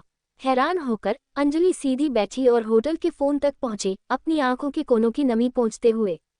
अंजलि, उम्मीद है मैंने तुम्हें परेशान नहीं किया, गौतम गुप्ता बोला। अंजलि ने हल्के से हामी भरी, फिर कुछ सोचकर जल्दी पूछा, क्या शिवा के मामले में कोई अपडेट है? क्या वकील ने उसे जमानत दिला दी? गौतम शर्मिंदा लगा। मैंने पेरिस के सबसे अच्छे वकील को नियुक्त किया था, लेकिन अभी तक कोई खबर नहीं। पर चिंता मत करो, मैं पूरी कोशिश करूंगा। उसे कुछ नहीं होगा। ठीक है, और कुछ कहना है? अंजलि निराश थी, क्योंकि यह शिवा के बारे में नहीं था। उसकी आवाज़ ठंडी हो गई। मुझे लगता है तुम बहुत थकी हो और मूड भी खराब है। मैं तुम्हें होटल के थाई मसाज सेशन के लिए ले जाना चाहता हूँ। उनके पास बेहतरीन महिला मालिश करने वाली है। इससे तुम्हारा तनाव कम होगा। और तुमने अभी एक बकवास बर्गर खाया था, मैं तुम्हें खाने के लिए ले चलूं? जरूरत नहीं। अंजलि ने गौतम को बीच में काटा। तुम्हारे इरादे के लिए शुक्रिया, लेकिन अब वाकई देर हो चुकी है। मैं आराम करना चाहती हूँ। गौतम कुछ देर चुप रहा। ठीक है, फैशन वीक कल से शुरू हो रहा है। मैं सुबह तुम्हें लेने आऊंगा। भले ही श्री शिवा तब तक न लौटे, हमारा काम प्रभावित नहीं होना चाहिए। ये प्लेस डे ला कॉनकॉर्ड के पास लॉवर संग्रहालय और ट्यूलरीज गार्डन में होगा, ठीक है? अंजलि ने पूछा। बिल्कुल सही अंजलि, तुम्हारी याददाश्त कमाल की है, गौतम ने मुस्कुराते हुए जवाब दिया। तुम्हें मुझे लेने की जरूरत नहीं, मैं खुद वहां चली जाऊंगी। बस मेरे लिए ड्राइवर का इंतजाम कर दो। दक्षता के लिए मैं फैशन वीक में हिस्सा लूंगी, और तुम डिजाइनरों व निर्माताओं से बातचीत के लिए जिम्मेदार रहोगे। अगर तुम मेरे साथ गए तो सामान्य कामकाज का कोई जिम्मेदार नहीं होगा। मुझे ये बेकार लगता है, अंजलि ने उदासीन लहजे में कहा। लेकिन फैसला हो गया। अंजलि ने फोन तुरंत काट दिया। फोन पर व्यस्त सिग्नल सुनकर गौतम स्तब्ध रह गया। फिर उसने गुस्से में फोन जमीन पर पटका और भारी सांस ली। उसकी आंखें द्वेष से भर गईं। अंजलि रावत, तुम मुझे अभी नीचा दिखा सकती हो, लेकिन जल्द ही तुम मेरे पास होगी। गौतम ने आंखें बंद की। जैसे ही वह लाइट बंद करना चाहता था, दरवाजे की घंटी बजी। परेशान होकर गौतम बिस्तर से उतरा और दरवाजे की ओर बढ़ा। झांकने के छेद से उसने एक मुस्कुराता हुआ शव देखा। भौहें सिकुड़ते हुए उसने दरवाजा खोला और पूछा, क्या चाहिए? क्या तुम्हें नहीं पता कि मेहमानों को इस वक्त सोना होता है? होटल की शव वर्दी में वह शख्स चुपके से मुस्कुराया। उसने पीछे से एक काला कार्ड निकाला और गौतम को थमाया। गौतम को ये जाना पहचाना लगा, लेकिन वह याद नहीं कर सका कि उसने इसे पहले कब और कहाँ देखा था। यह क्या है? गौतम ने उलझन में पूछा। सव की मुस्कान गायब हो गई। उसकी आंखें चमकी और उसने अचानक एक जेबी पिस्तौल निकाली। अगले ही पल बंदूक की नाल गौतम के माथे पर तन गई। हक्का बक्का। गौतम ने बंदूक देखी और आखिरकार याद आया कि सुनहरा सूर्य तोतेम क्या था। ये पहले अपहरणकर्ताओं का प्रतीक था। मुझे तुमसे कुछ बात करनी है। अंदर चलें, सव ने ठंडे लहजे में कहा। दूसरी ओर अंजलि, जिसने कॉल काटा था, अनमनी सी बिस्तर पर बैठी थी। उसने आह भरी और लाइट बंद करने की सोची। तभी दरवाजे की घंटी बजी। प्रेसिडेंशियल सुइट में होने के कारण उसे आमतौर पर परेशान नहीं किया जाता था। बाहर कई अंगरक्षक तैनात थे। अंजलि को थोड़ा शक हुआ। पेरिस में उसका कोई दोस्त नहीं था और गौतम को ठुकराए जाने के बाद आने की हिम्मत नहीं होगी। उसने चप्पलें पहनी और दरवाजे तक गई। झांकने के छेद से देखकर वह चौंक गई। उसने सिर्फ एक आंख देखी। अंजलि जल्दी पीछे हटी, अपनी छाती थामे। फिर उसे एहसास हुआ कि कोई मजाक कर रहा है, क्योंकि किसी ने अपनी आंख से झांकने का छेद ब्लॉक कर दिया था। गुस्से में अंजलि ने जमीन पर पैर पटका। वह बाहर वाले को नजरअंदाज कर बिस्तर पर लौटना चाहती थी, लेकिन बाहर वाले ने गाना शुरू कर दिया। छोटी अंजलि, आज्ञाकारी बनो, दरवाजा खोलो, जल्दी खोलो, तेरा पति लौट आया। आवाज साफ तौर पर शिवा की थी। अंजलि ने गुस्से से दरवाजा खोला। जैसा सोचा, शिवा शरारती मुस्कान के साथ बाहर खड़ा था। इस नर्सरी कविता के बारे में क्या ख्याल है? गीत बदलने के बाद भी मजेदार है ना? मैं अनामिका इंटरनेशनल का निदेशक बनने के लिए बुरा उम्मीदवार नहीं हूँ, या? खुश शिवा अपना भाषण पूरा नहीं कर सका, क्योंकि अंजलि उसकी बाहों में कूद पड़ी। रेशम पजामे की पतली परत के जरिए अंजलि का शरीर अविश्वसनीय रूप से नर्म था। उसके बालों में शैम्पू और उसके शरीर की खुशबू थी। शिवा उस सुगंध में डूब गया जो उसकी नाक में भरी थी। शिवा ने बार बार सोचा था कि एक दिन उनकी पत्नी उनके साथ ठंडा बर्ताव बंद करेगी, उनकी दूसरी प्रेमिकाओं की तरह उनकी बाहों में कूदेगी और उन्हें अपने प्यार को जाहिर करने देगी, जैसा वह चाहता है। लेकिन जब ये पल हकीकत बना, शिवा का दिमाग पूरी तरह खाली हो गया, सिर्फ एक वजह से, उनकी बाहों में औरत रो रही थी। एपिसोड 508, तुम सो जाओ। अंजलि रावत अपने व्यवहार की व्याख्या नहीं कर सकी।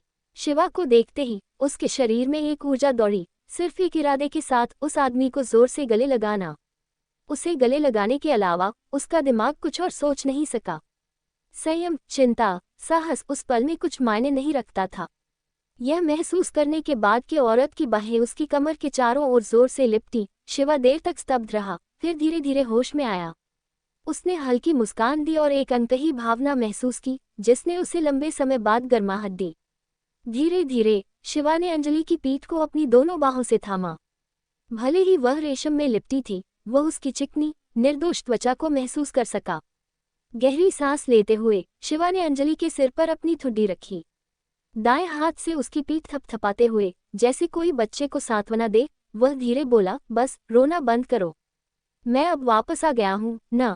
अंजलि ने रोना बंद कर दिया था, लेकिन हल्की से सिसक रही थी। उसकी आंखें आंसुओं से भरी थीं और उसे लगा कि उसकी ताकत खत्म हो गई है। शिवा ने देखा कि अंजलि खड़े होने में जूझ रही है। दिल में दर्द महसूस कर वह झुका और उसके पैरों को पीछे से पकड़कर उसे गोद में उठा लिया।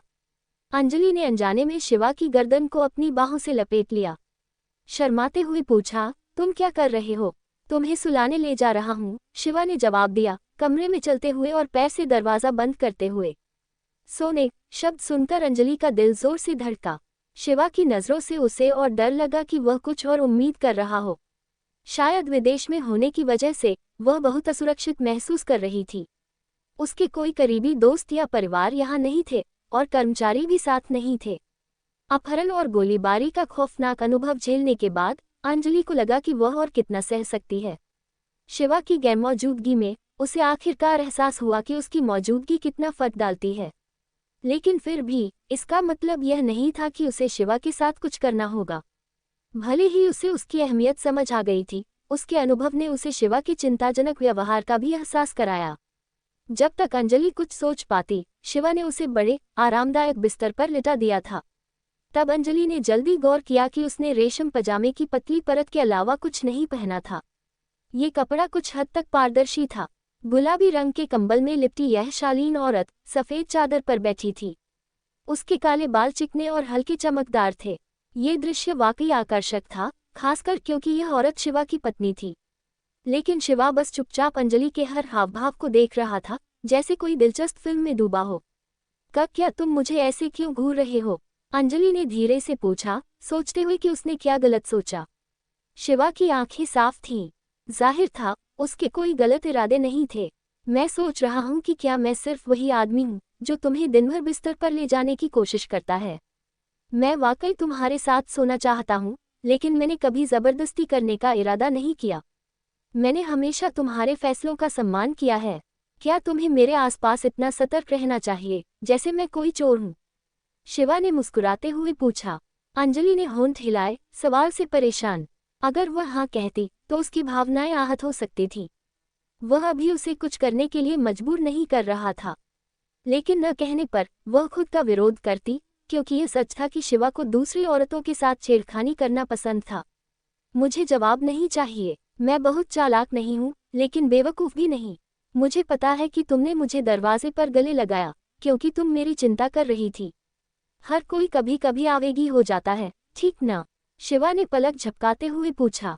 अंजलि ने सिर झुकाया, शिवा की ओर न देखते हुए। वाकई उसकी दबी हुई भावनाएं फट पड़ी थीं। उसका इरादा शिवा को पूरी तरह स्वीकार करने का नहीं था। कुछ देर चुप रहने के बाद अंजलि ने सिर उठाया और पूछा, तुम बाहर कैसे आए? क्या गौतम के वकील ने मदद की? शिवा थोड़ा उलझन में लगा। वकील? कौन सा वकील? गौतम ने मुझे कोई वकील दिया। अंजलि ने गुस्से में आंखें तरेरी। तो कोई वकील नहीं था? पुलिस ने तुम्हें छोड़ दिया? शिवा ने हाथ हिलाया। यूरोप में मेरा एक करीबी दोस्त है जिसने पुलिस से बात कर मुझे छुड़ाया। आखिर यह गलतफहमी थी। मैं अपराधी नहीं हूँ, समझिए। अंजलि को अचानक याद आया कि शिवा के पास स्विट्जरलैंड के यूनियन बैंक में 100 अरब यूरो हैं। ऐसे शख्स के कनेक्शन क्यों नहीं होंगे? शायद उसने पुलिस को गंभीरता से नहीं लिया होगा। देखो, तुम कितनी बेवकूफ़ लग रही हो। अब ज्यादा मत सोच। ये पहली बार नहीं कि मैं थाने गया हूँ। दिल्ली में मुझे बार बार गिरफ्तार नहीं किया जाता था।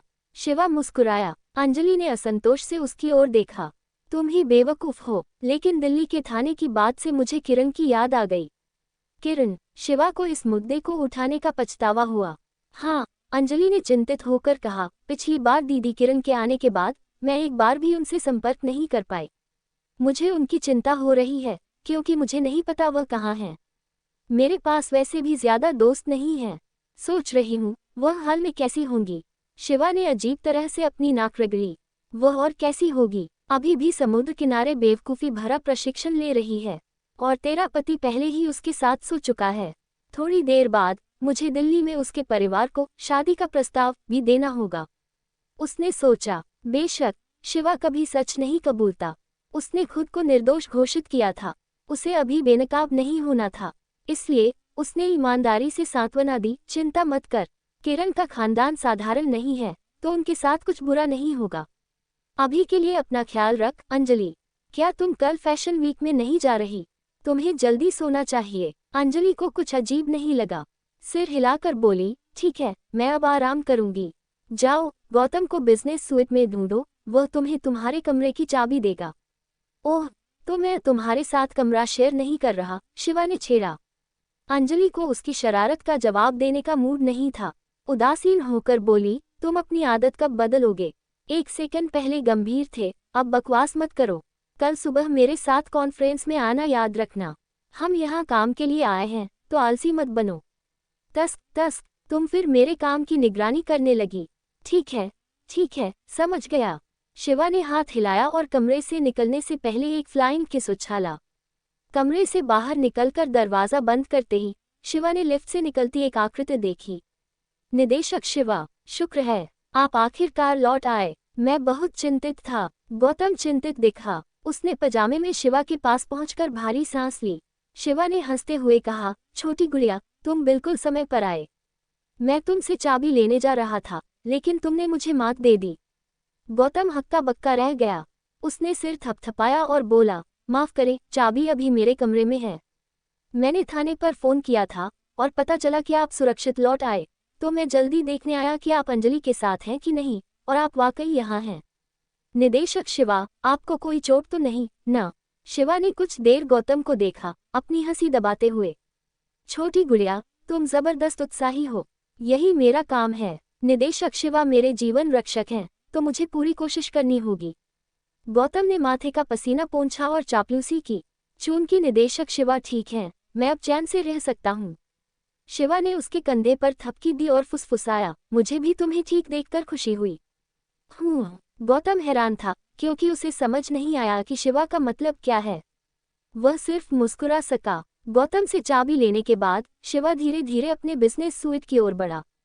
उसका कमरा अंजलि के कमरे से सबसे दूर था। साफ था कि गौतम ने खूब मेहनत की थी, लेकिन शिवा ने दरवाज़ा खोलने से ठीक पहले कुछ गड़बड़ देखा। जैसा सोचा, चाबी डालने से पहले ही दरवाज़ा अंदर से खुल गया। एपिसोड 509 मैन ऑफ स्कारलेट द्वारा एक अनोखा मास। यह एक ऐसी महिला थी जिसने शिफॉन नाइट ड्रेस पहनी थी। वह बादलों में लिपटी मूर्ति सी नाजुक थी। वह पश्चिमी तैलचित्रों में दर्शाई गई शास्त्रीय देवी की याद दिलाती थी। उसकी सुंदरता और नर्म गज पुरुष हार्मोन को चरम पर चुनौती देते थे। उसके मृन सुंदर बाल साटन की तरह उसकी कमर तक लहरा रहे थे। उसकी लंबी नाक, लाल होंठ और आकर्षक पन्ना आंखें उसे किसी परीक्षा की योगिनी सी बनाती थी, महान, मोहक और रहस्यमयी। वह दरवाजे के फ्रेम के खिलाफ आलसी अंदाज में झुकी थी, चेहरे पर किशोरियों सी शर्मीली मुस्कान लिए। मेरे प्यारे शिवा, क्या मैं सुंदर लग रही हूँ? काजल ने शिवा को उम्मीद भरी नजरों से देखते हुए पूछा। शिवा ने सांस लेने से पहले सिर उठाया। वह जवाब देना नहीं जानता था। मुझे पता था कि तुम्हारे सिवा कोई और इस तरह शरारत नहीं करेगा। काजल ने होंठ थपथपाए। वह आगे बढ़ी और शिवा की बांह पकड़कर अपने सीने से सटा लिया। मैंने लगभग 2 साल पहले तुम्हारे साथ मस्ती नहीं की।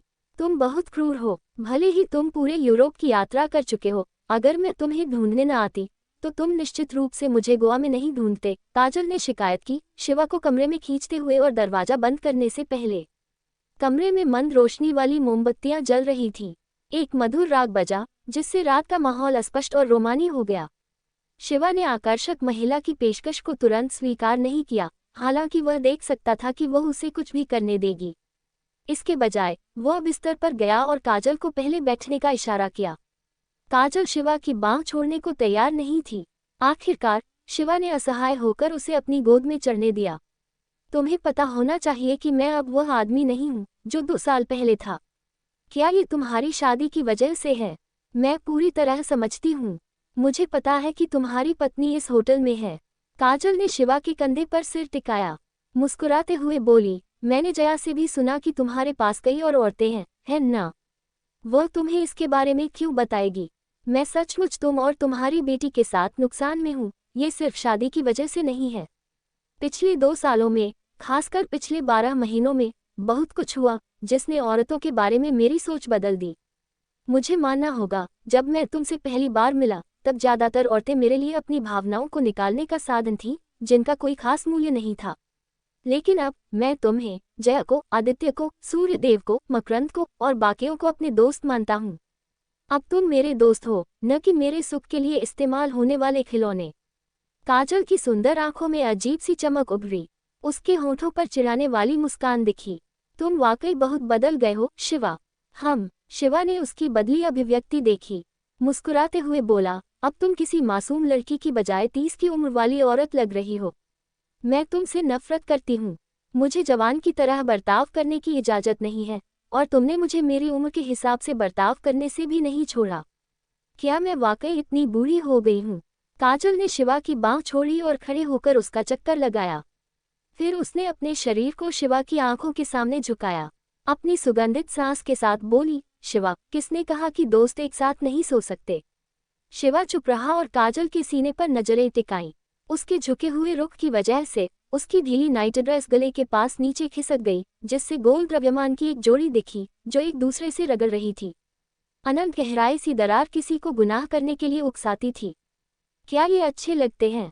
काजल ने पूछा। शिवा ने सिर हिलाया और ईमानदारी से जवाब दिया, ये सुंदर हैं।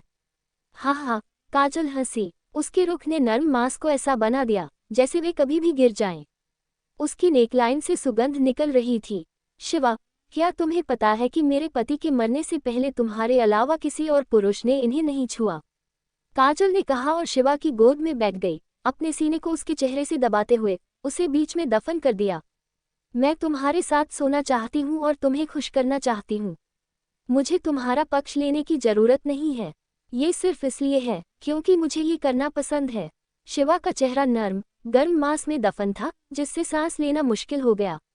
थोड़ी देर बाद शिवा ने काजल की कमर तक अपनी बाहें बढ़ाईं और वहां की चमड़ी को चुटकी ली। काजल का शरीर छूने में बहुत अच्छा था। उसकी उम्र के हिसाब से अतिरिक्त मांस संयोगवश पूरक था। मम्मा, काजल कराही। वह शिवा के गर्म हाथों की गर्मी महसूस कर सकी। शिवा ने दो उभरती लहरों से अपना चेहरा हटाया। महान और आकर्षक रानी को देखते हुए उसकी आंखें लाल हो गईं। अपनी कर्कश आवाज में बोला, मैं पीछे हटने में अच्छा कर रहा था, लेकिन चूंकि तुम यह मांग रही हो, मुझे यकीन है कि यह एक बिना नींद की रात होगी। काजल की आंखें पानी से भर गईं। उसका आकर्षक शरीर हवा में लहराते नाजुक विलो पेड़ सा था। उसने शिवा के शरीर को अपनी बाहों में लपेट लिया और उसके कान को अपनी जीभ से चाटने से पहले अपने धधकते लाल होंठों से काट लिया। भारी सांस लेते हुए बोली, क्या तुम्हें वो समय याद है जब हम पहली बार मिले थे? मैं चाहती हूँ कि तुम मेरे साथ वैसा ही बर्ताव करो जैसा तब किया था। मोहक स्वर ने शिवा के मन में बाढ़ ला दी, जिससे अनगिनत इरादे फूट पड़े। अल्पविराम। सालिनो दक्षिणी इटली के तट पर बसा है। भूमध्य सागर के सामने होने के बावजूद ये शहर हर दूसरे शहर जैसा था, मंद और पुराना। वहां का जीवन दोहराव भरा था। कभी कभार फुटबॉल मैचों को छोड़ जो नागरिकों का ध्यान खींचते, इस जगह में भविष्य की कमी थी। हालांकि सर्दी थी, भूमध्य सागर का मौसम गर्म था, जिससे लोग हल्के कपड़े पहन सकते थे। कई लोग व्यस्त सड़कों पर चल रहे थे। ये सप्ताहांत था। इतालवी लोग आराम से सड़कों पर टहल रहे थे, चौराहे पर रुककर पुरानी ट्रैफिक लाइट के हरे होने का इंतजार कर रहे थे। तेज धूप की चमक में उनके रंग स्पष्ट नहीं थे। मध्य युग की गॉथिक वास्तुकला शहर की जीवंतता को दर्शाती थी। फ्लाइंग बट्रेस और शानदार खिड़कियां अनोखी थीं। बंदरगाह के पास बसा नचेसिसुलो चर्च शहर के अनगिनत चर्चों में एक अज्ञात कैथोलिक चर्च था। कोई नहीं जानता था कि चर्च कब बना। इसका इतिहास दर्ज करने वाला ग्रेनाइट स्मारक सालों से झाड़ियों में दफन था और इसकी मौजूदगी भुला दी गई थी। इटली के कई चर्च राष्ट्रीय खजाने माने जाते थे। ये चर्च वास्तव में साधारण लगता था। इसका डिजाइन साधारण चौकोर था, केंद्र में एक ऊंची मीनार के साथ। अपक्षयित दीवारों की काली भूरी सतह से मूल रंग समझना मुश्किल था। दोपहर में चर्च का दरवाजा धक्का देकर खोला गया। शांत दिखने वाले इतालवी निवासियों का समूह बाहर निकला। बुजुर्ग, महिलाएं, युवा और बच्चे थे। रविवार का मास खत्म हो चुका था। मास में शामिल लोग चले गए और चर्च के पादरी मैरिनो प्रवेश द्वार पर हल्की मुस्कान के साथ खड़े थे। लोगों को विदा करते हुए उन्होंने अपनी छाती पर क्रॉस बनाया और कुछ बुदबुदाया। मैरिनो अनाथ था। जिस पादरी ने उसे गोद लिया था, वह 20 साल की उम्र में गुजर गया था। तब से इस छोटे चर्च की जिम्मेदारी उसे मिली थी। पलक झपकते समय बीत गया। वह अब लगभग 50 का था। उसने अपने जीवन का सबसे अनमोल समय उस ईश्वर को समर्पित किया जो कभी सामने नहीं आया। चारों ओर मुड़कर उसने मुख्य द्वार बंद किया और हॉल में अकेला रह गया। चर्च में शानदार खिड़कियों के अंतराल से सूरज की रोशनी चमक रही थी, जिससे दीवारों के उभार स्पष्ट दिख रहे थे। सरांध की गंध हवा में भरी थी। सालों से बिना मरम्मत के चर्च जीर्ण शीर्ण हो गया था। इमारत की संरचना धीरे धीरे ढह रही थी। मैरिनो को अक्सर लगता था कि सोते वक्त छत ढह जाएगी। मैरिनो के चेहरे पर पीड़ा दिखती थी। वह अभी अर्धशतक में नहीं था, लेकिन अपनी उम्र से बड़ा लगता था। सिर उठाकर उसने उन्माद और चिंता भरी आंखों से यीशु के क्रूस को देखा। पोडियम पर चलने से पहले मैरिनो देर तक चुपचाप खड़ा रहा। एक लंबी मेज पर सफेद ब्रेड की टोकरी और आधी अंगूर की शराब की बोतल थी। ये चीजें विश्वासियों से बची थीं। मैरिनो ने कभी भोजन बर्बाद नहीं किया, क्योंकि गरीबी ने उसे यह विशेषाधिकार नहीं दिया। मैरिनो ने टोकरी और शराब की बोतल उठाए और चर्च के पीछे चला, जहां वह रहता था। उसे याद था कि पुराने पादरी 1 दशक तक उसके साथ रहे, फिर उसने अकेले रहना शुरू किया। अब 2 दशक से ज्यादा हो गए थे। 2 मोड़ लेने के बाद मैरिनो अपने कमरे में नहीं, बल्कि एकमात्र अतिथि कक्ष में गया, जो खाली रहता था। दरवाजा खोलते ही एक सफेद चादर वाला सिंगल बेड, एक मेज और एक अस्थिर लकड़ी की कुर्सी दिखी। वहां एक बड़े कपड़े पहने महिला, लगभग 10 साल की लड़की के साथ, चुपचाप पुराने नियम को पढ़ रही थी। उनके सुंदर एम्बर बाल और चीनी मिट्टी सी गोरी त्वचा से साफ था कि वे माँ बेटी थीं। बगल से देखने पर भी उनके चेहरे स्वर्गदूतों से निर्दोष थे। वे वाकई ईश्वर की उत्कृष्ट कृति हैं, मैरिनो ने सोचा। वह आधे महीने पहले उन्हें लाने के बाद से उन पर विचार कर रहा था। दरवाजा खुलने की आवाज सुन लड़की ने पहले सिर घुमाया। उसका चेहरा बाबी गुड़िया सा प्यारा था, लेकिन बिना मुस्कान के। उसकी नीलम नीली आंखें सब कुछ देख सकती थीं। शुभ दोपहर, पादरी, लड़की ने अभिवादन किया। महिला ने भी सिर घुमाया। बिना मेकअप और गंदे बालों के बावजूद उसकी महान आभा स्पष्ट थी। वह खुशी से मुस्कुराए। नमस्ते, पादरी मेरिनो। मैं अपनी बेटी के साथ पुराना नियम पढ़ रही हूँ। हमें कई चीजें समझ नहीं आती। क्या आप इन्हें समझाने में मदद करेंगे? लड़की ने असंतुष्ट होकर अपनी माँ को देखा। आप कब पढ़ना सीखेगी? आप 30 की हो चुकी हैं, लेकिन पुराना नियम नहीं पढ़ सकती। मैं ही आपको पढ़ रही थी। महिला ने चंचल अंदाज में जीभ निकाली। उसने अपनी बेटी के गाल को दबाया और बोली, बेबी, तुम पादरी के सामने अपनी माँ के बारे में ऐसा कैसे बोल सकती हो? तुम्हें मुझे शर्मिंदा नहीं करना चाहिए। क्या मैंने तुम्हें पर्याप्त चेतावनी नहीं दी? मुझे छोड़ो। लड़की ने भौहें सिकुड़कर अपनी माँ का हाथ हटाया। इतनी धीमी आवाज में, जो सिर्फ महिला सुन सके, बोली, आप कब माँ की तरह बर्ताव करेगी? अगर मैंने नहीं देखा होता कि हमारा छिपने का ठिकाना ढूंढ लिया गया, तो हम 2 हफ्ते पहले मर चुके होते। महिला ने नाराजगी से मुंह बंद किया। ठीक है, बेबी, तुम सबसे चतुर हो। माँ तुम्हारे गालों पर चुटकी लेना बंद कर देगी। माँ बेटी की फुसफुसाहट देख मेरिनो की अभिव्यक्ति जटिल हो गई। दरवाजे पर खड़े रहने के बाद उसने कहा, मैडम काजल, मैं कुछ रोटी और अंगूर की शराब लाया। आपको भूख लगी होगी। काजल के चेहरे की नाराजगी तुरंत गायब हो गई। उसने प्यारी मुस्कान दी और बोली, शुक्रिया पादरी, मुझे वाकई भूख लगी है। मैं आज सुबह आपसे पूछने वाली थी कि हम आज क्या करेंगे, लेकिन मैंने आपके मास सत्र को बाधित करने की हिम्मत नहीं की। मैं ही विचारशील नहीं रहा। मुझे पहले कुछ खाना तैयार करना चाहिए था। मेरिनो ने इतालवी लहजे वाली अंग्रेजी में जवाब दिया। मुस्कुराते हुए वह मेज पर रोटी और शराब रखने गया। काजल और इंतजार नहीं कर सकी। उसे सूखी रोटी से जरा भी नफरत नहीं थी। उसने एक टुकड़ा लिया और अपनी बेटी के मुंह में डालने से पहले थोड़ा सा खाया।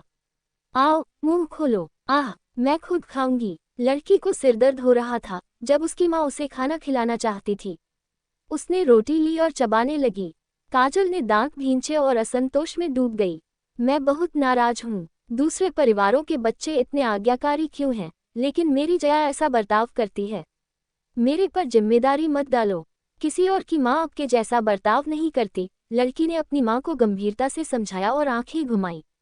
माँ बेटी की बहस देख मेरिनो ने खांसकर बातचीत को रोका। मैडम काजल, क्या मैं आपसे एक सवाल पूछ सकता हूँ? मेरिनो ने गंभीरता से पूछा। काजल ने मासूमियत से अपनी बड़ी आंखें फाड़ी। सिर हिलाकर बोली, बिल्कुल पादरी, पूछें। लेकिन चूंकि मैं ज्यादा स्मार्ट नहीं हूँ, अगर यह शिक्षा से संबंधित है तो आपको मेरी बेटी जया से पूछना चाहिए। उसने जया की ओर इशारा किया, जो उसकी गोद में थी, जिससे लड़की फिर नाराज हो गई। मेरिनो ने आंखें बंद की। उसने अजीब अभिव्यक्ति बनाए और अपने काले बागे की जेब से कागज का टुकड़ा निकाला। कागज देख काजल और जया अवाक रह गए। काजल गूंगी हो गई, जबकि जया गंभीर। 10 साल की बच्ची के चेहरे पर ऐसी अभिव्यक्ति अजीब थी। वांटेड क्रिमिनल, काजल और जया। पुरस्कार में 10 मिलियन ब्रिटिश पाउंड। मेरिनो ने वांटेड पोस्टर के प्रमुख शब्द पढ़े। ठंडी अभिव्यक्ति के साथ बोला, मुझे कल रात इस जिले के प्रभारी बिशप से यह गुप्त दस्तावेज मिला। आप दोनों यूरोप में कई जगहों पर वांटेड अपराधी हैं। जो कोई आपको शरण देता है, उसे अपराधियों को छिपाने की सजा मिलेगी, जबकि आत्मसमर्पण करने से 10 मिलियन पाउंड मिलेंगे। कमरे में सन्नाटा छा गया। सिर्फ मेरिनो की भारी सांस की आवाज थी, जो उसके दिल की अस्थिरता दिखा रही थी। पादरी, जया ने अचानक कहा और सिर उठाया। पादरी, आप हमें पकड़वाना चाहते हैं, है ना? मेरिनो की अभिव्यक्ति बदल गई। अगर आपको पकड़वाने से मुझे 10 मिलियन पाउंड मिलते तो मैं बिना हिचकिचाहट ऐसा करता। लेकिन कल रात पूरी रात सोचने के बाद, चूंकि आप गुप्त चैनलों में वांटेड हैं, आपको पकड़वाने की प्रक्रिया भी गुप्त होगी। मेरे पास किसी शक्तिशाली पक्ष का समर्थन नहीं है, तो 10 मिलियन का इनाम सुनिश्चित नहीं है। आप वाकई स्मार्ट हैं, पादरी। अगर आपने ऐसा किया तो आप पहले से मरे हुए होते, जया ने ठंडे लहजे में जवाब दिया। सबसे अच्छा यह है कि आप दिखावा करें कि आपको कुछ पता नहीं। इस तरह हम सब सुरक्षित रहेंगे। जब तक मेरी माँ और मुझे फिर से बाहर जाने का मौका न मिले, आप हमारे जीवन रक्षक होंगे। जया को सुन मेरिनो पागल की तरह हंसने लगा। वह इतनी जोर से हंसा कि जमीन पर हाथ मारा और उसका शरीर आगे पीछे हिला। अचानक बदलाव ने काजल को अनजाने में जया को कसकर गले लगाने को मजबूर किया। लेकिन जया बिल्कुल निडर लग रही थी। वह उसकी हरकत से जरा भी डरी नहीं थी। आप किस बात पर हंस रहे हैं? जया ने पूछा। कितना दयनीय बच्चा, तुम वाकई स्मार्ट हो, लेकिन आखिर में एक बच्ची ही हो। मैरिनो शांत हुआ, उसकी आंखों में आग की लपटें दबी थीं। तुम सही हो, तुम्हें पकड़वाना खतरनाक होगा, लेकिन क्या तुम्हें लगता है कि मुझमें हिम्मत की कमी है? मेरे पास बहुत हो चुका है। मैं इस टूटे हुए चट से तंग आ चुका हूँ। मैं सूखी रोटी और घटिया अंगूर की शराब से बीमार हूँ। मैं उन अभिमानी बिशपों से थक गया हूँ जो मेरे चच के फन को छीन लेते हैं। चेतावनी, यदि आप ईसाई हैं और आसानी से नाराज होते हैं तो अगले 10 पैराग्राफ छोड़ दें। ईश्वर, मैंने जवानी से पुराने पादरी के साथ उसकी सेवा की।